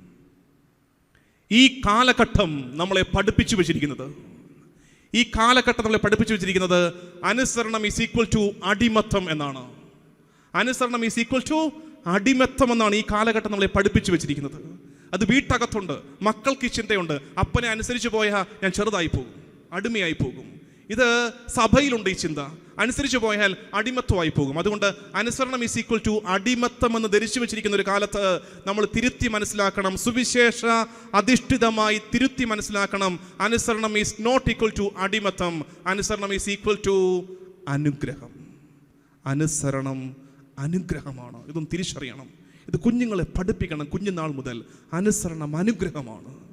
അത് സുവിശേഷത്തിൻ്റെ പാഠമാണ്. കർത്താവ് തമ്പുരാൻ പറഞ്ഞു, കാനായിൽ വീഞ്ഞു തീർന്നു പോയപ്പോൾ 6 കൽഭരണികളിൽ വെള്ളം നിറയ്ക്കാൻ പറഞ്ഞു. അനുസരിച്ചു അല്ലേ? പകർന്ന് കലവർക്കാരന് കൊടുക്കാൻ പറഞ്ഞു. അനുസരിച്ചപ്പോൾ അത്ഭുതം നടന്നു. 5 അപ്പം 5000 പേർക്ക് വേണ്ടി പങ്കുവെച്ച നേരത്ത് അവൻ 5 അപ്പം എടുത്ത് വാഴ്ത്തിയിട്ട് പറഞ്ഞു, വിളമ്പിക്കൊള്ളാൻ പറഞ്ഞു. Blind obedience. അനുസരിച്ചു, അനുഗ്രഹം കണ്ടു. 10 കുഷ്ഠരോഗികൾ ഈശോയെ വന്ന് കണ്ടു പറഞ്ഞു, സുഖപ്പെടുത്തണമെന്ന് പറഞ്ഞു. ഈശോ പറഞ്ഞു, പോയി നിങ്ങളെ തന്നെ പുരോഹിതന് കാണിച്ചു കൊടുക്കാൻ പറഞ്ഞു.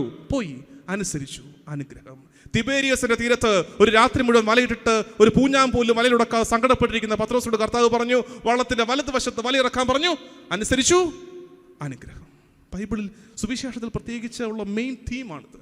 അനുസരണം അനുഗ്രഹമാണ്. ഞാനിത് പറയുമ്പോൾ എനിക്കറിയാം, ഇന്നത്തെ കാലത്ത് അനുസരണത്തിന് തടസ്സമായി നിൽക്കുന്ന 2 ചിന്തകൾ വേഗം പറയാം. അനുസരണത്തിന് തടസ്സമായി നിൽക്കുന്ന 2 ചിന്തകൾ. ഒന്നാമത്തെ ചിന്ത എന്താ? അതായത് തട്ടിപ്പുകാരെ കുറിച്ചല്ല ഞാൻ പറയുന്നത്. ജെന്യുവിനായിട്ട് അനുസരിക്കാൻ പറ്റാതെ പോകുന്ന ആൾക്കാരുണ്ട്. എന്നുവെച്ചാൽ അനുസരിക്കണമെന്ന് ആഗ്രഹമുണ്ട്, പക്ഷെ എനിക്ക് അനുസരിക്കാൻ പറ്റുന്നില്ല. ജെന്യുവിനാണ് അവർക്ക് അനുസരിക്കാൻ പറ്റാതെ പോകുന്നത് 2 കാരണങ്ങൾ. ഒന്നാമത്തെ കാരണം നമ്മൾ പറയുന്നത്, എന്നോട് അനുസരിക്കാൻ പറഞ്ഞ ഈ കാര്യമില്ലേ, എന്നോട് അനുസരിക്കാൻ പറഞ്ഞ കാര്യം, ഇറ്റ് ഡസൻറ്റ് മേക്ക് സെൻസ്. എന്നോട് ഈ പറഞ്ഞ കാര്യം ഇറ്റ്സ് നോട്ട് ലോജിക്കൽ. മനസ്സിലാവുന്നുണ്ടോ? ഇത് യുക്തിഭദ്രമാണെന്ന് എനിക്ക് തോന്നുന്നില്ല. ഇതെൻ്റെ ബുദ്ധിക്ക് നിരക്കുന്നതല്ല. അതുകൊണ്ട് ഐ വിൽ നോട്ട് ഒബേ. മനസ്സിലാവുന്നുണ്ടോ? ഇത് ജെന്യുവനായിട്ട് ചിന്തിക്കുന്ന ആളുകൾക്കുള്ളൊരു ബുദ്ധിമുട്ടാണ്. ഇത് ഇറ്റ് ഡസന്റ് മേക്ക് സെൻസ്. ഞാൻ അങ്ങനെ അനുസരിക്കും. ഇതാണ് അവരുടെ ചിന്ത. ഞാൻ പറയട്ടെ, സുവിശേഷം എന്ന് പറയട്ടെ, ഒരു ഇല്ലോജിക്കൽ ഒബീഡിയൻസ് കർത്താവ് ആവശ്യപ്പെടുന്നുണ്ട്. ശരിക്കും ഒരു ബ്ലൈൻഡ് ഒബീഡിയൻസ് കർത്താവ് ആവശ്യപ്പെടുന്നുണ്ട്. ഞാൻ തെളിയിച്ചു തരാം. കാനായിലെ കല്യാണ വീട്ടിൽ തീർന്നു പോയത് എന്താ? വേഗം പറ. തീർന്നു പോയത് എന്താ? വീഞ്ഞ്. നിറയ്ക്കാൻ പറഞ്ഞത് എന്താ? വെള്ളം. എന്തെങ്കിലും വടി കൊണ്ട് കറക്കുപോലും ചെയ്തോ കർത്താവ്? എന്തെങ്കിലും ചെയ്തോ? എന്തെങ്കിലും ഒരു ജസ്റ്റർ കർത്താവിൻ്റെ ഭാഗത്തുണ്ടായോ? ഒന്നും ഉണ്ടായില്ല. ഒന്നും ഉണ്ടായതായിട്ട് ടെക്സ്റ്റിലില്ല. എന്താ കർത്താവ് ആകെ പറഞ്ഞത്? പകർന്നെടുത്ത് കലവറക്കാരന് കൊടുക്കുക. അപ്പോൾ ആ സമയത്ത് അതെന്താ? വെള്ളമാണ്. ആ സമയത്തത് അല്ല വീഞ്ഞായെന്ന് പറഞ്ഞു. എവിടെങ്കിലും പറഞ്ഞിട്ടുണ്ടോ വീഞ്ഞായെന്ന്? എവിടെങ്കിലും പറഞ്ഞോ വീഞ്ഞായെന്ന്? ഇല്ല. ആ സമയത്ത് അതെന്താ? വെള്ളമാണ്. എൻ്റെ ചോദ്യം, എന്തുറപ്പിച്ചാണ് ആ പരിചാരകൻ ഇത് പകർന്നെടുത്തുകൊണ്ട് അങ്ങോട്ട് പോയത്? എന്തുറപ്പിച്ചാണ് കൊണ്ടുപോയത്? നിങ്ങളാണെങ്കിൽ കൊണ്ടുപോയിരുന്നോ? ഞാൻ കൊണ്ടുപോകത്തില്ല. കാരണം ഇത് കൊണ്ടുപോയിട്ട് വെറുതെ നമ്മളെ ആ കലവറക്കാരൻ ചീത്ത വിളിക്കാൻ വേണ്ടിയിട്ടോ? വീഞ്ഞ് തീർത്ത് പോയി വീട്ടിലോട്ട് പച്ചവെള്ളം കൊണ്ടുപോയി കൊടുത്തിട്ട് കലവറക്കാരൻ നമ്മളെ ചീത്ത വിളിക്കാൻ വേണ്ടിയിട്ടോ? എന്തുറപ്പിച്ച് അയാൾ കൊണ്ടുപോയത്? അതിൻ്റെ പേരാണ് blind obedience. Blind obedience, illogical obedience. ആവശ്യമാണത്. നമ്മളാണെങ്കിൽ ചെയ്യുന്നത് എന്താ? അറ്റ്ലീസ്റ്റ് കുറഞ്ഞ പക്ഷം നമ്മൾ ചെയ്യുന്നത് ഇതെടുക്കും. ആ പോകുന്ന വഴിക്ക് അത് നമുക്കൊരു ഉറപ്പ് കിട്ടണ്ടേ? നമുക്കൊരു ഉറപ്പ് കിട്ടണ്ടേ ഇത് വീഞ്ഞായെന്ന്? എനിക്ക് ബുദ്ധിയില്ലേ? എനിക്കറിയാമല്ലോ കാര്യങ്ങൾ. 5 അപ്പം 5000 പേർക്ക് വേണ്ടി വർദ്ധിപ്പിച്ചപ്പോൾ കർത്താവ് തമ്പുരാൻ വാഴ്ത്തിയത് 5 അപ്പം, കയ്യിലേക്ക് കൊടുത്തത് 5 അപ്പം. വിളമ്പാൻ പറഞ്ഞു. എന്ത് വിളമ്പാൻ? 10,000 പേരിരിപ്പുണ്ട്. 5 അപ്പം എങ്ങോട്ട് വിളമ്പാൻ? ലോജിക്കലായിട്ട് ചിന്തിക്കുകയാണെങ്കിൽ അവർ പറയും പറ്റത്തില്ല.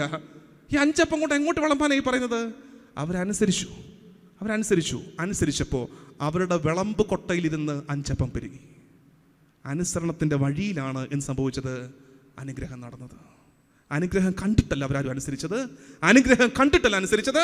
അനുസരിച്ചപ്പോൾ അനുഗ്രഹം കണ്ടു. അല്ലെങ്കിൽ നോക്കിക്കേ, 10 കുഷ്ഠരോഗികളുടെ ഉദാഹരണം ഞാൻ പറഞ്ഞില്ലേ? അവരുടെ പ്രശ്നം എന്തായിരുന്നു? കുഷ്ഠരോഗം. യാചിച്ചത് സൗഖ്യം തരണേ. കർത്താവ് എന്താ പറഞ്ഞത്? പോയി നിങ്ങളെ തന്നെ പുരോഹിതർക്ക് കാണിച്ചു കൊടുക്ക്. നമ്മളാണ് ഈ പോവായിരുന്നോ? ഞാൻ പോത്തില്ല. കാരണം ലോജിക്കലാണ്. നമ്മളെന്ത് പറഞ്ഞേനെ? ഞാൻ പറഞ്ഞേനെ, കർത്താവേ എന്താണ്ട് ഈ കയ്യേലെ ഒരെണ്ണം, അതെ ഒരെണ്ണമെങ്കിലും ഒന്ന് മാറ്റിത്താ, ഒരെണ്ണം ഒന്ന് മാറ്റിത്താ. ആ ഉറപ്പിൽ ഞാൻ പൊക്കോളാം, ബാക്കി പോകുന്ന വഴിക്ക് മതി. ഒരെണ്ണം മാറ്റിത്താ. എന്തുറപ്പിലാണ്? Blind obedience. പോകുന്ന വഴിക്ക് അനുഗ്രഹം. പത്രോസ് തിബേരിയസ് തീരത്ത് കർത്താവ് തമ്പുരാൻ പറയുന്നു, വള്ളത്തിന്റെ വലതുവശത്ത് വലയിട്. കർത്താവാരാ? By profession കർത്താവാരാ? മരയാശാരിയുടെ മകനാണ്, ആശാരിയാണ്. പത്രോസ് ആരാ? ഗലീലി കടലിന്റെ മുക്കും മൂലയും അറിയാവുന്ന ഒന്നാമത്തെ മുക്കുവനാണ്. മുക്കുവനോട് പറഞ്ഞു കൊടുക്കുകയാണ് വള്ളത്തിന്റെ വലതുവശത്ത് വലയിട്ട മീൻ കിട്ടുമെന്ന്. എന്ന് വെച്ചാൽ രാത്രി മുഴുവൻ പത്രോസ് ഇടതുവശത്ത് മാത്രമാണ് വലയിട്ടുകൊണ്ടിരുന്നത്. പത്രോസിന് അനുസരിക്കാതിരിക്കാൻ കാരണങ്ങൾ ഉണ്ടായിരുന്നു, പക്ഷേ അനുസരിച്ചപ്പോ വലിച്ചു കയറ്റാൻ കഴിയാത്ത വിധം മത്സ്യങ്ങളുടെ സമൃദ്ധി കണ്ടു. അനുസരിക്കുക. ചില കാര്യങ്ങൾ നമുക്ക് സെൻസിബിളായിട്ട് തോന്നണമെന്നില്ല, പക്ഷെ അനുസരിച്ച് കഴിയുമ്പോൾ അത് അനുഗ്രഹമായിട്ട് മാറുന്നത് നമ്മൾ കാണും. അതാണ് ഒന്നാമത്തെ തടസ്സം, അനുസരിക്കാൻ. രണ്ടാമത്തെ തടസ്സം അറിയാമോ? ഇത് അല്പം കൂടെ ഭീകര തടസ്സമാണ്. ശ്രദ്ധിക്കുക, പെട്ടെന്ന് നിർത്താം. രണ്ടാമത്തെ തടസ്സം, എന്നോടൊരു അധികാരി അനുസരിക്കാൻ പറഞ്ഞു. എനിക്ക് നല്ല ഉറപ്പുണ്ട് ഈ അധികാരി എൻ്റെ നന്മയല്ല ആഗ്രഹിക്കുന്നത്. ഇതൊരു വലിയ ദിലേമയാണ്, അല്ല ഇതൊരു വലിയ പ്രശ്നം പിടിച്ച സിറ്റുവേഷനാണ്. എന്നോടൊരാൾ അനുസരിക്കാൻ പറഞ്ഞു, എനിക്ക് നല്ല ഉറപ്പുണ്ട് ഈ അധികാരി എൻ്റെ നന്മയല്ല ആഗ്രഹിക്കുന്നത്. നന്മ ആഗ്രഹിച്ചിട്ടല്ല എന്നോട് അനുസരിക്കാൻ പറയുന്നത്. ആ സിറ്റുവേഷനിൽ അനുസരിക്കണോ വേണ്ടയോ? വലിയൊരു ചോദ്യമാണത്. ആ സിറ്റുവേഷനിൽ അനുസരിക്കണോ വേണ്ടയോ? ഞാൻ പറയുന്നത് അനുസരിക്കണം. എന്താ കാര്യം അറിയാമോ? ഒറ്റ ഉത്തരേ ഉള്ളൂ. എന്നോട് അനുസരിക്കാൻ പറഞ്ഞ ഈ അധികാരിയേക്കാൾ ശക്തനായ ഒരു ദൈവം എനിക്കുണ്ട്. എന്നോട് അനുസരിക്കാൻ പറഞ്ഞ ഈ അധികാരിയേക്കാൾ ശക്തനായ ഒരു ദൈവം എനിക്കുണ്ട്. എൻ്റെ ദൈവവിശ്വാസം എന്നെ അനുസരിക്കാൻ പ്രേരിപ്പിക്കണമെന്ന്. എൻ്റെ ദൈവവിശ്വാസം, അതായത് ഈ അനുസരണത്തെ അനുഗ്രഹമാക്കി മാറ്റാൻ കഴിയുന്ന ഒരു ദൈവം എനിക്കുണ്ടെന്നുള്ള വിശ്വാസം എന്നെ അനുസരിക്കാൻ പ്രേരിപ്പിക്കണം.